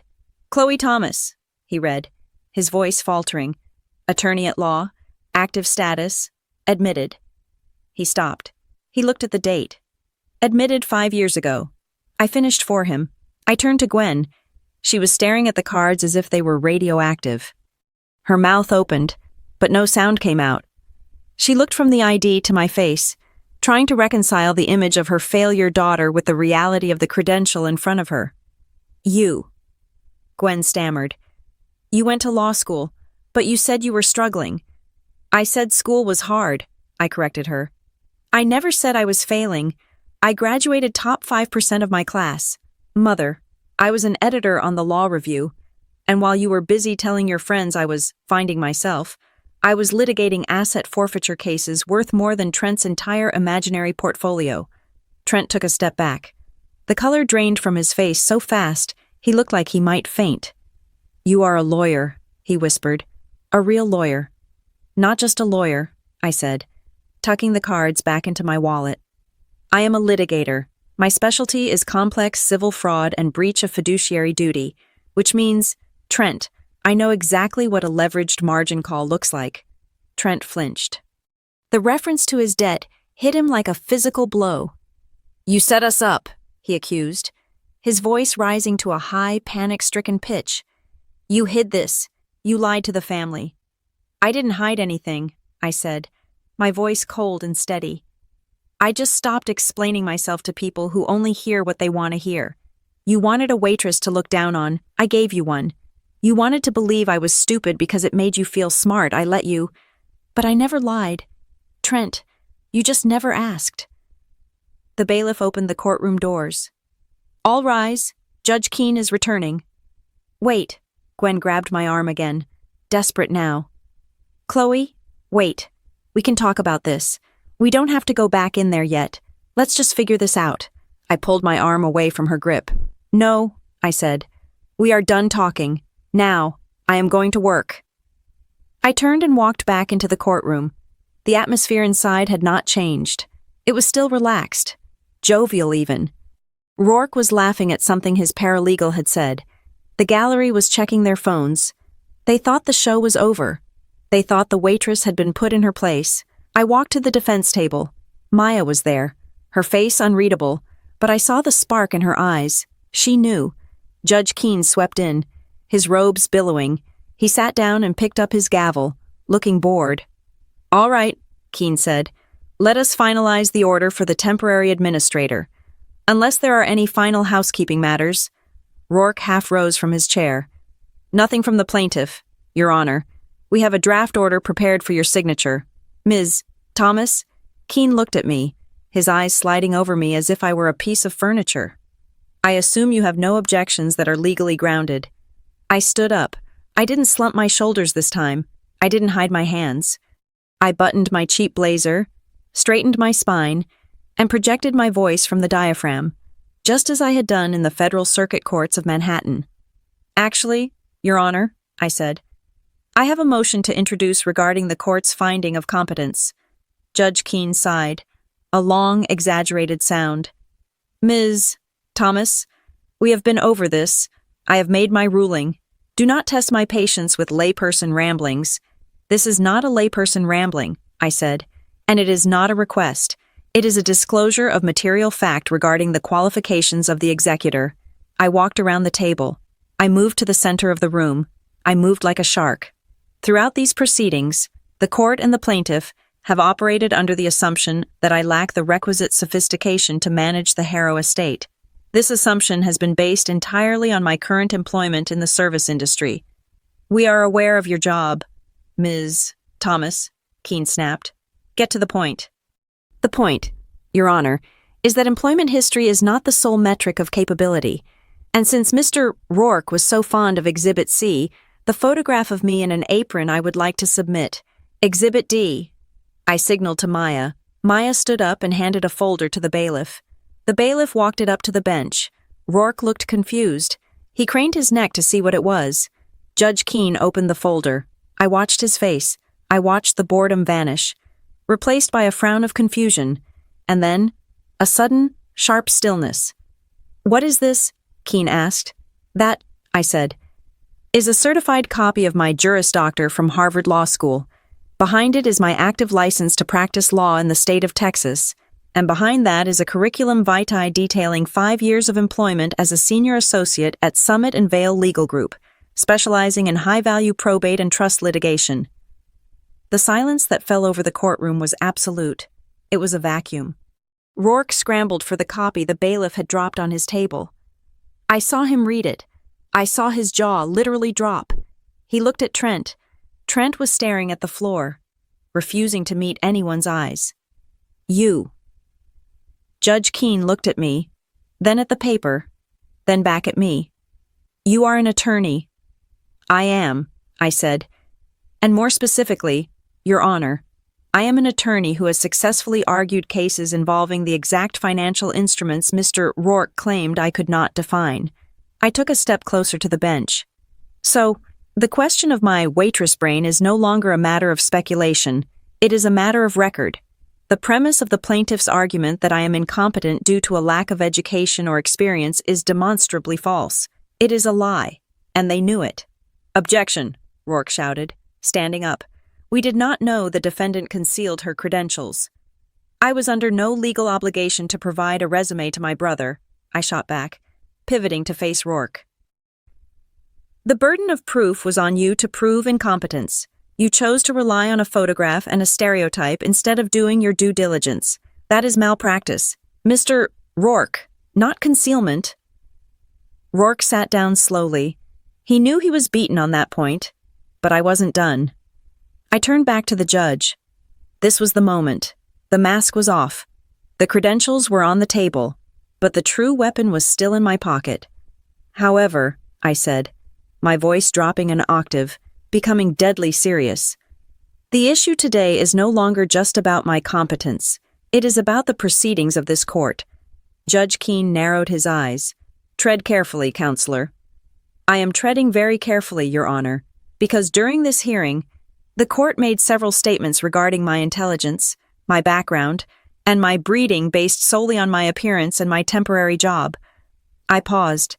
I let the memory of his laughter fill the room. Statements like waitress brain. Statements implying that service workers are inherently less intelligent. Statements that mock the very citizens this court is sworn to serve. I was making a point, Keene said, his face flushing red. It was judicial rhetoric. It was bias, I corrected him. And unfortunately for the record, Your Honor, it was preserved. I reached into my pocket. I pulled out my phone. I held it up, the black screen reflecting the fluorescent lights. I have a recording, I announced. The room gasped, a collective, sharp intake of breath. Under Texas law, I am a party to this conversation. I recorded the entirety of today's proceedings. I have a high-definition audio file of every joke, every sneer, and every instance where this court prejudged the case based on class prejudice rather than legal merit. Judge Keene froze. He looked at the phone in my hand as if it were a grenade with the pin pulled out. You recorded in my chambers, Keene demanded, his voice shaking. In open court, Your Honor, I said, where there is no expectation of privacy and where judicial conduct is subject to review. I lowered the phone, but I didn't put it away. Now, I said, I am prepared to file a motion for recusal based on verified bias. I am also prepared to submit this recording to the State Commission on Judicial Conduct, because if a Harvard lawyer can be treated with this level of disdain simply because she wears an apron, I shudder to think how this court treats a defendant who actually has no other options. The courtroom was frozen. The clerk had stopped typing. The bailiff was staring at the judge. Rourke looked like he wanted to dissolve into the floor. This wasn't just a probate case anymore. I had just put the judge's career on the chopping block. So, I said, breaking the silence, I suggest we take a recess, a real one. Before this court makes a ruling it cannot unmake. Judge Keene stared at me. His face was a mask of fury and fear. He knew I had him. He knew that if that tape got out, if the media heard a sitting judge mocking a waitress who turned out to be a legal prodigy, he would be finished. Recess, Keene croaked. He banged the gavel so hard it sounded like a gunshot. Chambers, now, he stormed out. I stood there in the center of the room. I felt the adrenaline humming in my veins. Gwen was sobbing quietly in the front row.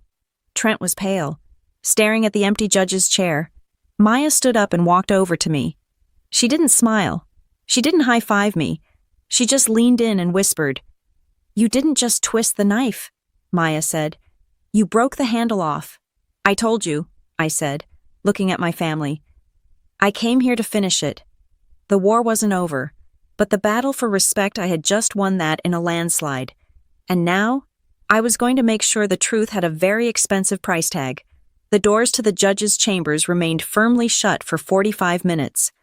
In the legal world, a delay that long during a procedural hearing is an eternity. It is the silence of a system frantically trying to repair a breach in its own hull. I sat at the defense table, my back straight, my hands resting on the cool wood. The gallery was buzzing with whispered rumors, but I tuned them out. Beside me, Maya was typing furiously on her laptop, the click-clack of the keys, the only sound penetrating my focus. She wasn't just taking notes, she was drafting a formal motion for recusal. "We do not leak this," I said quietly, leaning in so only Maya could hear. I know the internet would love the audio of a judge mocking a waitress, but if we put it on social media, we look like we are trying to try the case in the court of public opinion. Rourke will claim we are tainting the jury pool, even if there isn't a jury yet. Maya stopped typing and nodded. Agreed. We keep it clean. We file it with the clerk. We submit a copy to the State Commission on Judicial Conduct.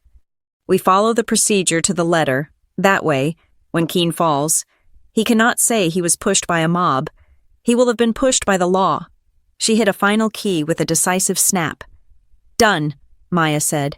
I am sending it to the printer in the clerk's office now. We are citing Canon 3 of the Texas Code of Judicial Conduct regarding bias and prejudice. We are attaching the transcript of your recording as Exhibit A. I watched the clerk's printer in the corner of the courtroom whir to life. The bailiff walked over, picked up the hot pages, and looked at them.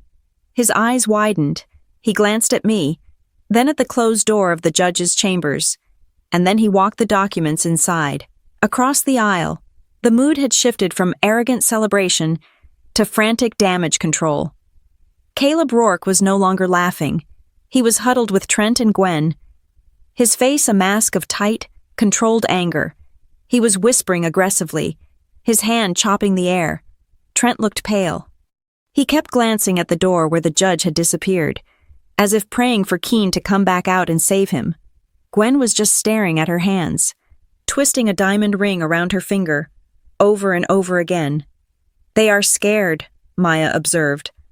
Rourke knows he just sat there and let a judge commit reversible error without objecting. It makes him look incompetent. It gets worse, I said. Look at Rourke's phone. He's checking his email.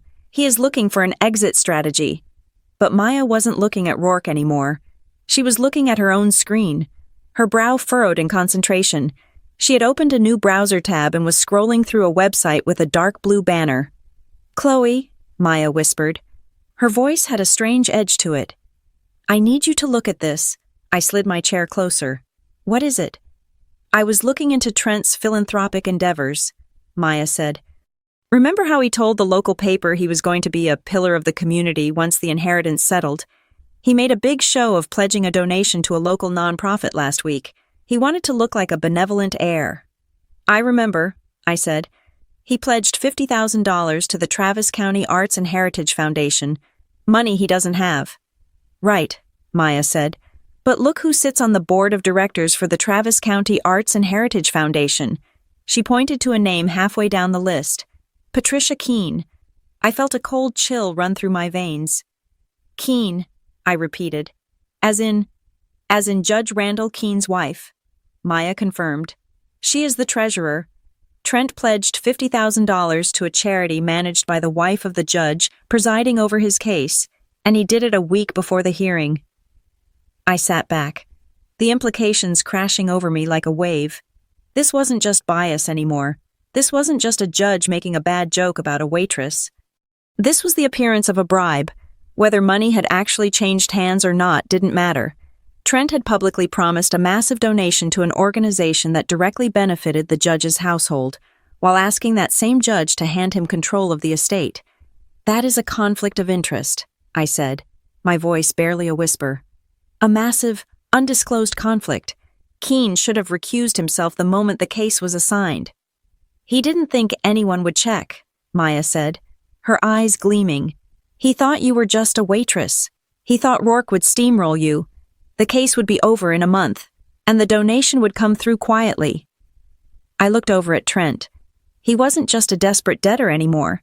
He was a man who had potentially attempted to influence the judiciary. "Print it," I told Maya. "Print the board member list. Print the press release of Trent's pledge. We are adding an addendum to the motion." The printer whirred again. This time, when the bailiff took the papers, I saw Rourke watching.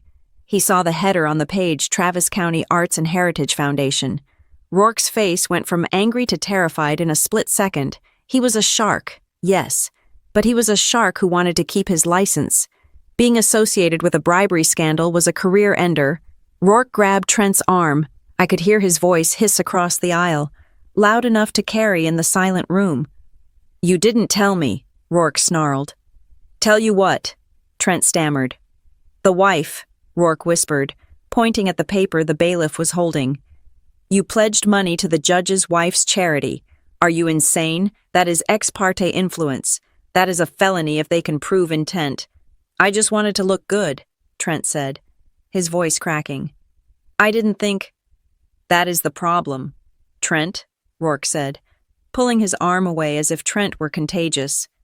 "You didn't think, and now you have dragged me into a radioactive waste dump." Rourke stood up. He walked a few paces away from the table, putting physical distance between himself and his client. It was a subtle move, but in the language of the courtroom, it was a scream.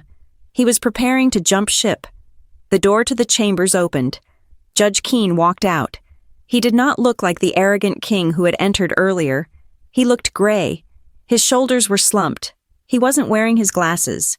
He looked like a man who had just been screamed at by his own preservation instinct. He climbed the steps to the bench, but he didn't sit down. He stood there, hovering over the chair he no longer deserved. "All rise," the bailiff said, but his voice lacked the usual authority. "Be seated," Keene said. His voice was tight, clipped. He didn't look at me. He didn't look at Rourke. He stared at a spot on the back wall. "The court is in receipt of the defendant's motion," Keene began. "And while this court maintains that its earlier comments were merely colloquialisms intended to clarify the defendant's position, I am aware that the perception of impartiality is paramount to the judicial process." He took a breath. He was fighting to keep his dignity, but it was already gone. "Furthermore," Keene continued, rushing the words now, "it has come to my attention that there may be a tangential connection between the plaintiff and a charitable organization with which a member of my family is affiliated. Although this connection had no bearing on my rulings, in the interest of absolute transparency, I am recusing myself from this matter effective immediately." The gallery erupted. Reporters were typing furiously on their phones. "This case is hereby transferred to the docket of Judge Alana Reyes for all future proceedings," Keene said. "The temporary injunction remains in place until reviewed by the new presiding judge. Court is adjourned." He banged the gavel once, a weak, hollow sound, and virtually ran out of the room. It was over. We had knocked the king off the board. Maya let out a long breath. "He ran," she said. "He ran before we could file the ethics complaint formally. He is hoping that if he quits, we will drop the investigation." "We won't," I said. "Evelyn wouldn't want us to." I began packing my bag. My hands were steady now. The adrenaline was fading, replaced by a cold, hard resolve. I felt a presence beside me. I turned to see Gwen standing there. Her eyes were red, her mascara smeared. She didn't look like the society woman who judged my shoes. She looked old. "Chloe," she said. Her voice was a broken whimper. "Mother," I acknowledged her, not stopping my packing. "Why are you doing this?" she asked. Tears were streaming down her face, cutting tracks through her foundation. "You just destroyed a judge. You humiliated your brother. Everyone is going to know. The papers, they are going to write about us. They are going to write the truth," I said. "The truth?" Gwen grabbed my hand. Her palms were clammy. "The truth is that you are vindictive. You are tearing this family apart for money. Is that what Evelyn taught you? To hate your own blood?" I pulled my hand away gently but firmly. "Evelyn taught me that family is about how you treat people, not whose DNA you share," I said. "And as for tearing the family apart, I didn't make Trent leverage your house. I didn't make him bribe a judge. I didn't make him lie." "He is your brother," Gwen cried out, causing a few lingering people to turn and look. "He made a mistake. He is desperate. If you expose him, he goes to jail. Is that what you want? Do you want to see your brother in handcuffs? Think about our honor. Chloe, think about the family name." I looked at her. I looked at the woman who had watched me scrub tables for weeks and felt nothing but shame, not for my struggle, but for how it reflected on her. "Honor," I repeated the word, tasting the bitterness of it. "Yes, honor," Gwen pleaded. "Please, Chloe, drop the motion. Let him settle. Save our reputation." I zipped up my bag. I slung it over my shoulder. I looked my mother in the eye, and for the first time in my life, I didn't see a parent. I saw a stranger who had simply been present while I grew up. "Mother," I said, "you have it backwards. Honor is not destroyed by the truth. It is destroyed by the behavior you are trying to hide, the shame you feel right now. That isn't me. That is the bill coming due for 30 years of pretending you were better than everyone else." Gwen recoiled, as if I had physically struck her. I walked past her. Trent was standing by the exit. He looked shell-shocked. Rourke was already gone. He had likely sprinted to his car to call his malpractice carrier. Trent looked at me. His eyes were dark, filled with a mixture of fear and something else, something sharper, hate. "You think you won," Trent whispered as I passed him. "I think I just found a new judge," I said. "One who won't care about your charity pledges." "Judge Reyes," Trent said. He tested the name on his tongue. Then, a slow, ugly smile spread across his face. It wasn't the smile of a winner, but it was the smile of a man who had one last grenade in his pocket and was ready to pull the pin. "You really should have taken the settlement, Chloe," he said, "because you don't know what I found in Evelyn's house. You don't know who I found." I stopped. "What are you talking about?" "You will see," Trent said. "Judge Reyes likes witnesses, real, emotional witnesses, and I found one who is going to break your heart." He pushed past me and walked out into the bright, blinding sunlight of the Texas afternoon. I stood there for a moment, the chill of the air conditioning settling on my skin. "He is bluffing," Maya said, coming up beside me. "He has nothing. We have the medical records. We have the videos. We have the law." "He isn't bluffing," I said, watching the door swing shut. "I know that look. That is the look of a rat that found a new hole."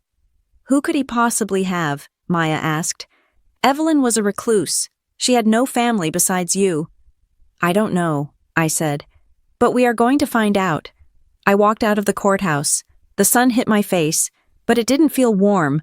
The victory with Judge Keene felt hollow now. I had won the skirmish, but the war had just shifted to new ground. Judge Alana Reyes. I knew her reputation. She was strict, fair, and obsessed with the moral character of the parties involved. She didn't care about loopholes. She cared about the human element.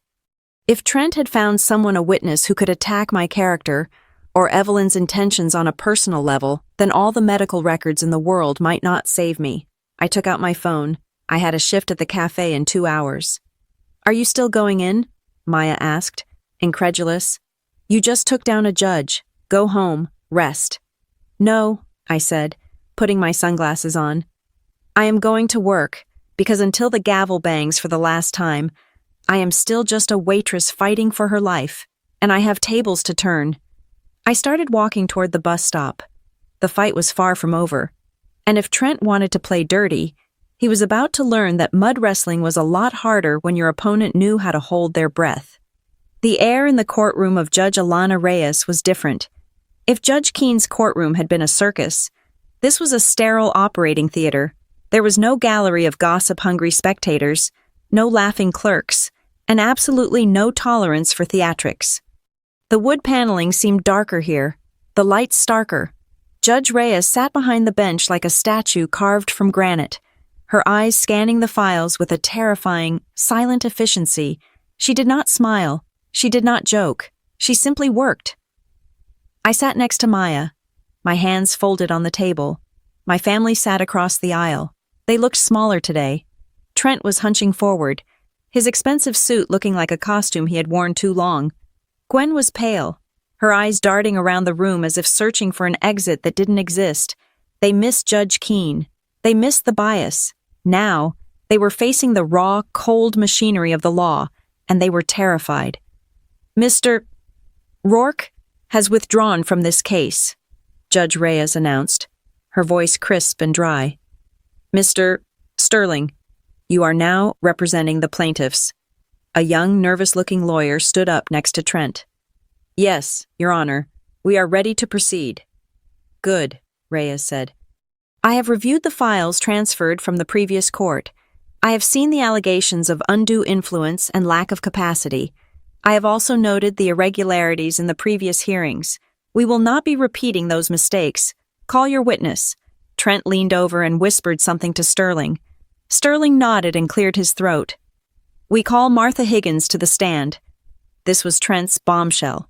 The witness he had threatened me with in the hallway. Martha Higgins walked in. She was a woman in her 60s, wearing a floral dress that had seen better days. I recognized her immediately. She had been a relief caretaker for Evelyn, someone who came in on weekends to help with cooking and cleaning about 2 years ago. She took the oath. Mrs. Higgins, Sterling began, trying to project confidence. You spent time with Evelyn Harrow in her final years, correct? I did, Martha said, gripping her purse. I was there every Saturday for 6 months. And did you observe the defendant, Chloe Thomas, interacting with Mrs. Harrow? I did. Martha nodded vigorously. She was always there, always whispering. She would take Mrs. Harrow into the study and close the door, and when they came out, Mrs. Harrow would look tired, confused. I heard Chloe telling her she needed to sign papers, pushing her. Trent looked at me with a smirk. It was a weak smirk, but it was there. He thought this proved coercion. Thank you, Sterling said. No further questions. Maya stood up. She didn't walk to the podium. She just stood at our table, looking at a single sheet of paper. Mrs. Higgins, Maya said pleasantly, you stated you worked for Mrs. Harrow for 6 months. Could you clarify the dates of your employment? Martha blinked. Well, it was 2 years ago, roughly. According to the payroll records, Maya said, you were employed from January to June of 2 years ago. Is that correct? That sounds right, Martha admitted. And are you aware, Maya continued, her voice hardening, that the last will and testament of Evelyn Harrow was drafted and signed in November of last year, 18 months after you were fired for theft? The room went deadly silent. Martha's mouth opened and closed like a fish. I wasn't fired, she stammered. We parted ways. We have the police report regarding the missing silver, Maya said, holding up a document. And more importantly, you were not present in the house, or even in the state, when the will was discussed, drafted, or signed. You have no personal knowledge of Evelyn Harrow's state of mind during the relevant period. Is that correct? I know what I saw back then. Martha cried out, looking at Trent for help. You saw a granddaughter helping her grandmother with paperwork, Maya said dismissively. Move to strike the testimony as irrelevant and prejudicial. Sustained, Judge Reyes said immediately. Witness is dismissed. Mr. Sterling, if you have no actual evidence, do not waste my time. Trent's face turned a sick shade of gray. His ace in the hole had just been revealed as a joker. Your Honor, I said, standing up. The defense would like to present its case regarding capacity. We do not rely on the memories of disgruntled employees. We rely on the decedent herself. I walked to the center of the room. I placed a flash drive on the clerk's desk. Exhibit F, I announced. The Harrow Capacity Dossier. The large screen on the courtroom wall flickered to life, and there she was, Evelyn. She was sitting in her favorite armchair by the window, the Texas sunlight framing her silver hair. She looked thin, frail even, but her eyes, those steel blue eyes, were blazing with intelligence. She held up a copy of the Austin American-Statesman. Today is November 14th. Evelyn's voice filled the room. It was strong, clear, and utterly commanding. I am recording this statement to accompany the signing of my will. I am of sound mind. I am not under duress, and I am about to make decisions that I know will cause friction. In the courtroom, Gwen let out a small, strangled sob. Seeing Evelyn alive, speaking from the grave, was a ghost story come to life. On the screen, Evelyn leaned into the camera. I am leaving the bulk of my estate to Chloe Thomas, not because she is family, but because she is capable. She has the discipline, the intellect, and the moral compass to manage this legacy.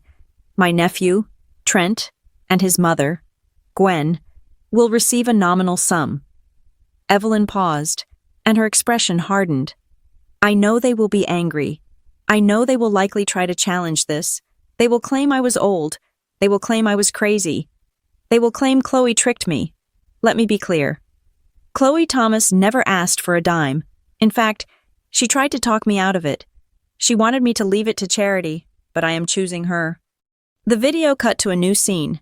Evelyn was sitting with two doctors. They were asking her complex questions about her assets, her family history, and current events. She answered every single one with precision and wit. She listed her stock holdings. She explained the tax implications of her land trusts. She ran circles around the psychiatrists. This is not the mind of a confused woman, Judge Reyes murmured, almost to herself. The video ended. The screen went black. That video, I said to the room, was filmed 1 hour before the will was signed. It was witnessed by 3 independent notaries and 2 forensic psychiatrists. I turned to Trent. There was no whispering behind closed doors. Trent, there was only clarity. Judge Reyes looked down at the file in front of her. She flipped a page. Then she stopped. She read something, and her eyebrows shot up. Mr. Sterling? Judge Reyes said. Her voice was dangerously soft. Are your clients aware of Article 9, Section 4 of the will? Sterling looked through his papers, confused. I believe so, Your Honor. The standard clauses. It is not standard, Reyes said. It is an in terrorem clause, a no contest clause, but it is aggressive. She looked up at Trent and Gwen. The clause states that if any beneficiary challenges the validity of this will, and if that challenge is found to be without merit, said beneficiary shall forfeit any and all gifts bequeathed to them. That includes the $5,000, but it goes further. Reyes adjusted her glasses. It stipulates that in the event of a failed challenge, the challenging party shall be personally liable for all legal fees, court costs, and administrative expenses incurred by the estate during the defense of the will. Furthermore, they must reimburse the estate for any loss of value caused by the freezing of assets. The silence that followed was heavy enough to crush bones.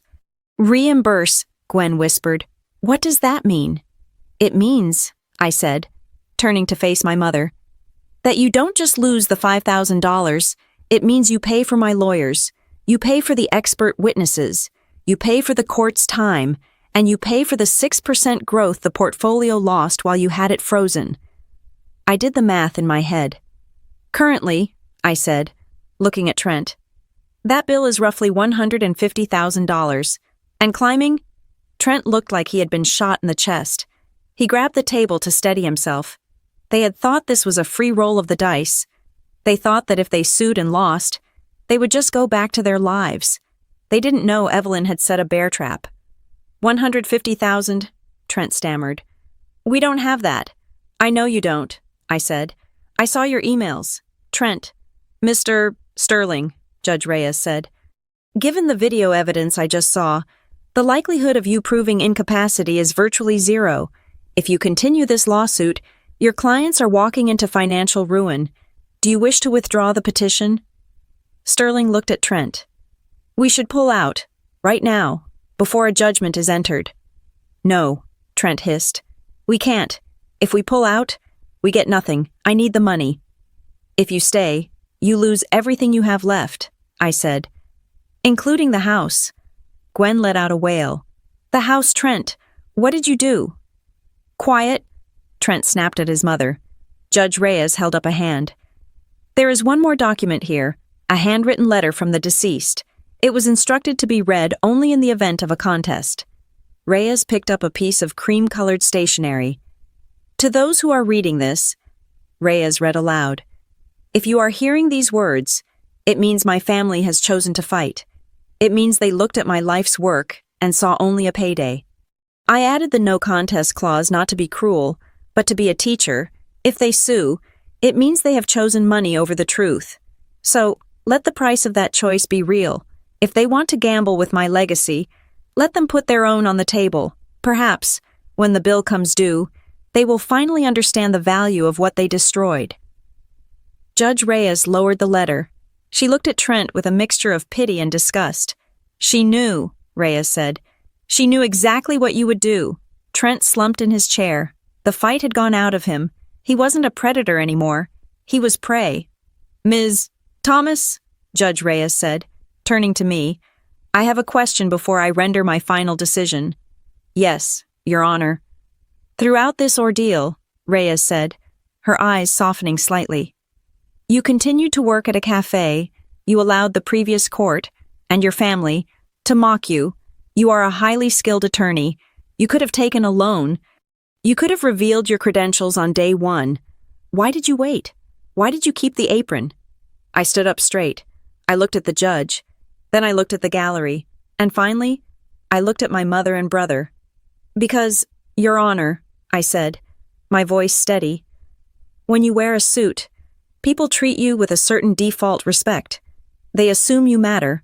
But when you wear an apron, you see who people really are. I touched the rough fabric of my sleeve. My family, and the previous judge, didn't mock me because they thought I was bad at my job. They mocked me because they believed that serving others makes you less than. They believe dignity is something you buy, not something you possess. I kept the job because I wanted the court to see that. I wanted to prove that their contempt wasn't about my competence. It was about their character.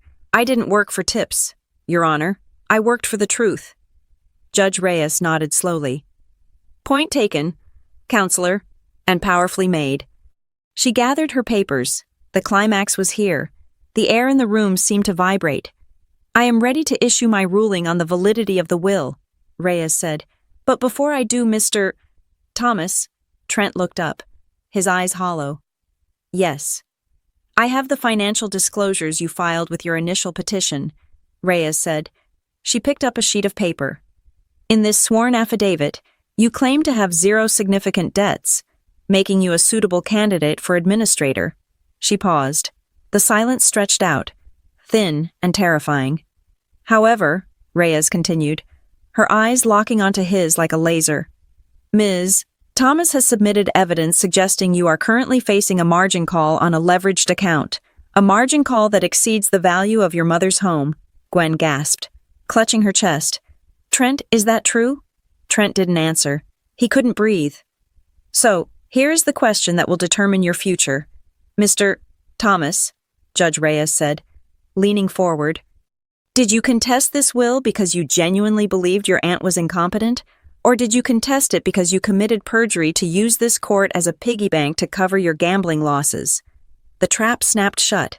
If he admitted the debt, he admitted to perjury and fraud. He would go to jail. If he denied the debt, he would lose the case anyway based on the video. And the no contest clause would bankrupt him, exposing the debt to his creditors immediately. He was buried. Trent opened his mouth to speak, but no sound came out. He looked at me. I didn't look away. I didn't smile. I just watched. Answer me, Mr. Thomas, Judge Reyes commanded. The truth has a bill, and it is time to pay it. Judge Reyes did not blink. The silence in the courtroom was not empty. It was heavy, filled with the suffocating weight of inevitable consequences. She leaned over the bench, her gaze pinning Trent to his chair like a specimen on a corkboard. I will ask you one last time, Mr. Thomas, Judge Reyes said, her voice echoing off the mahogany walls. Do you have a single piece of concrete, admissible evidence that your aunt was coerced? Do you have a medical report? A witness who has not been discredited? Or do you simply have a photograph of an apron and your own sense of entitlement? Trent looked at his lawyer. Sterling. But Sterling was staring at his shoes, visibly distancing himself from the blast radius. Trent looked at Gwen, but she was clutching her chest, her face pale with the dawning realization of what his silence meant. Trent started, his voice cracking. It is not about the evidence. It is about what is right. It is family money. It belongs to us, to the people who know how to use it. How to use it, Judge Reyes repeated, raising an eyebrow. You mean, use it to pay off the margin call you denied having in your sworn affidavit? I had to, Trent shouted, snapping under the pressure. The veneer of the successful businessman shattered completely. The market turned on me. I just needed a bridge loan. Evelyn had millions sitting in low-yield bonds doing nothing. She was dead. She didn't need it. I need it. If I don't cover the position by Friday, they take the house. They take everything. The admission hung in the air, naked and ugly. Gwen let out a low, keen sound. The house. You said the house was safe. You said you leveraged the commercial properties. I lied, Trent screamed at her, his face blotchy and wet with sweat. I lied because you wouldn't give me the signature otherwise, but it doesn't matter now, does it? Because she stole it? He pointed a shaking finger at me. She stole my bailout. Judge Reyes banged her gavel. It wasn't a call for order. It was a period at the end of a sentence.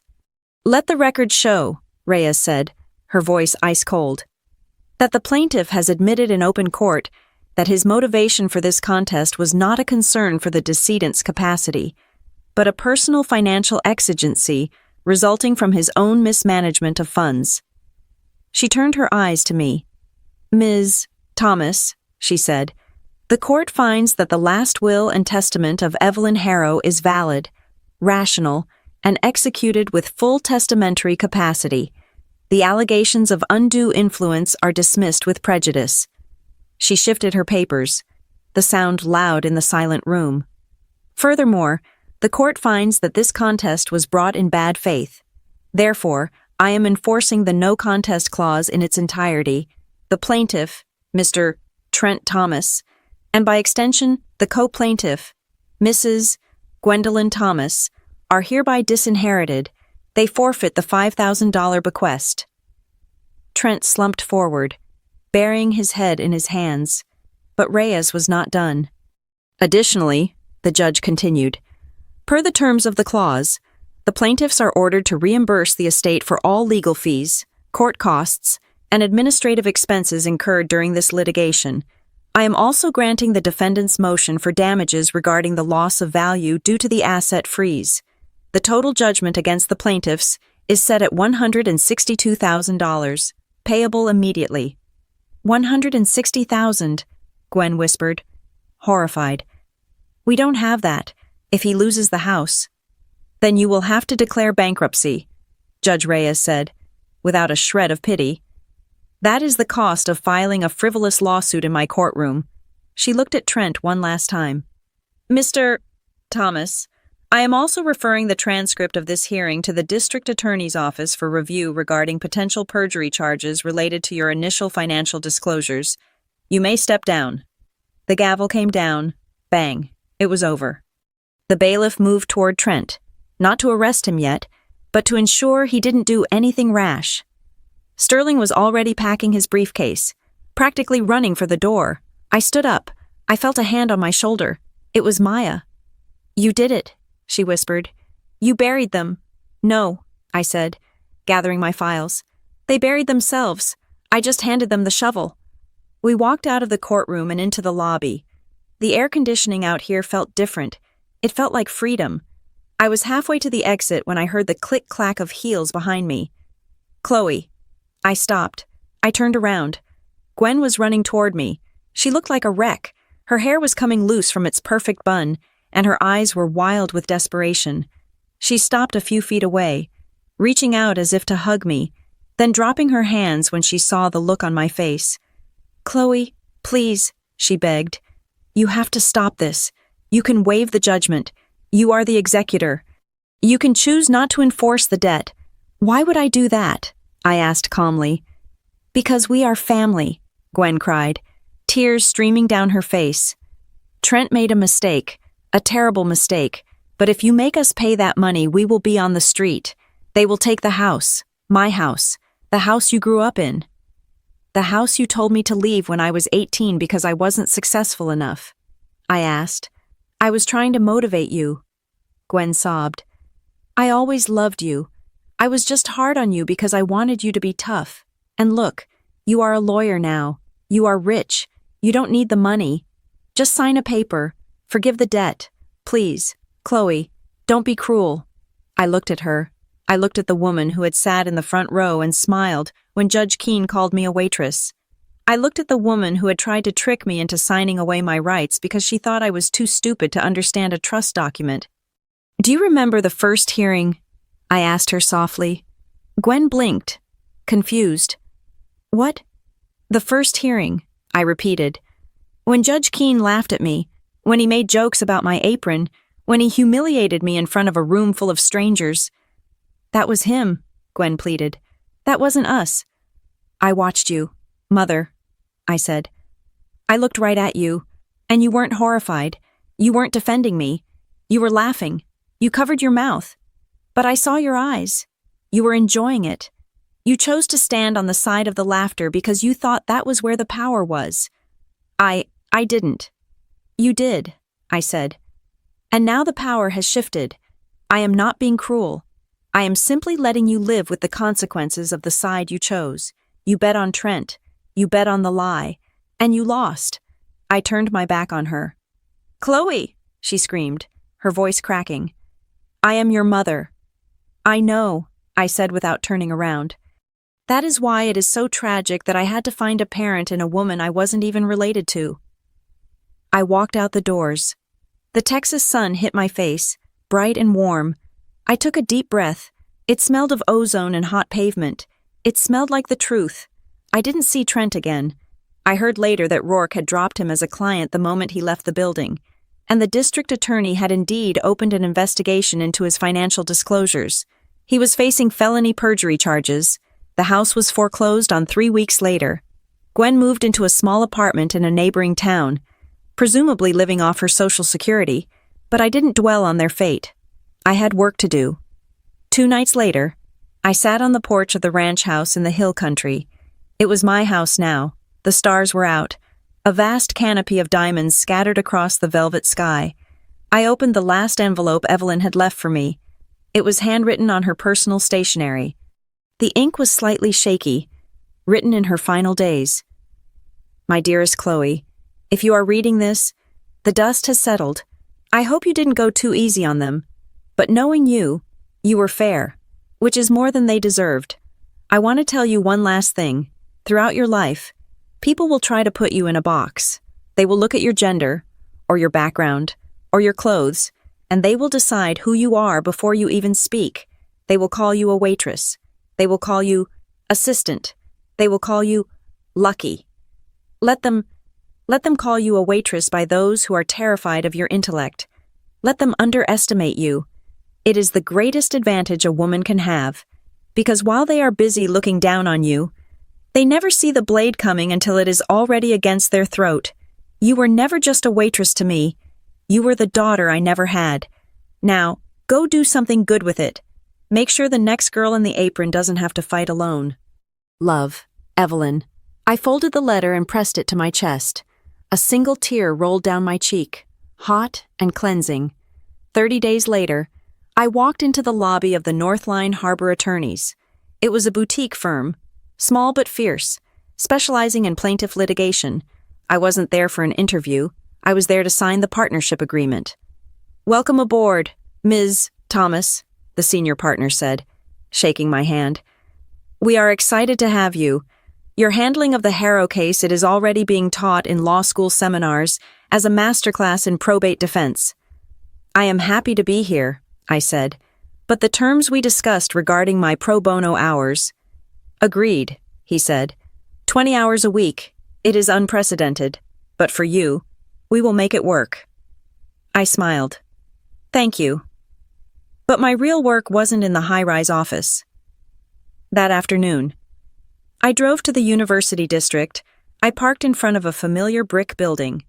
The sign out front had been freshly painted. Juniper Oak Cafe. I walked inside. Sarah was behind the counter.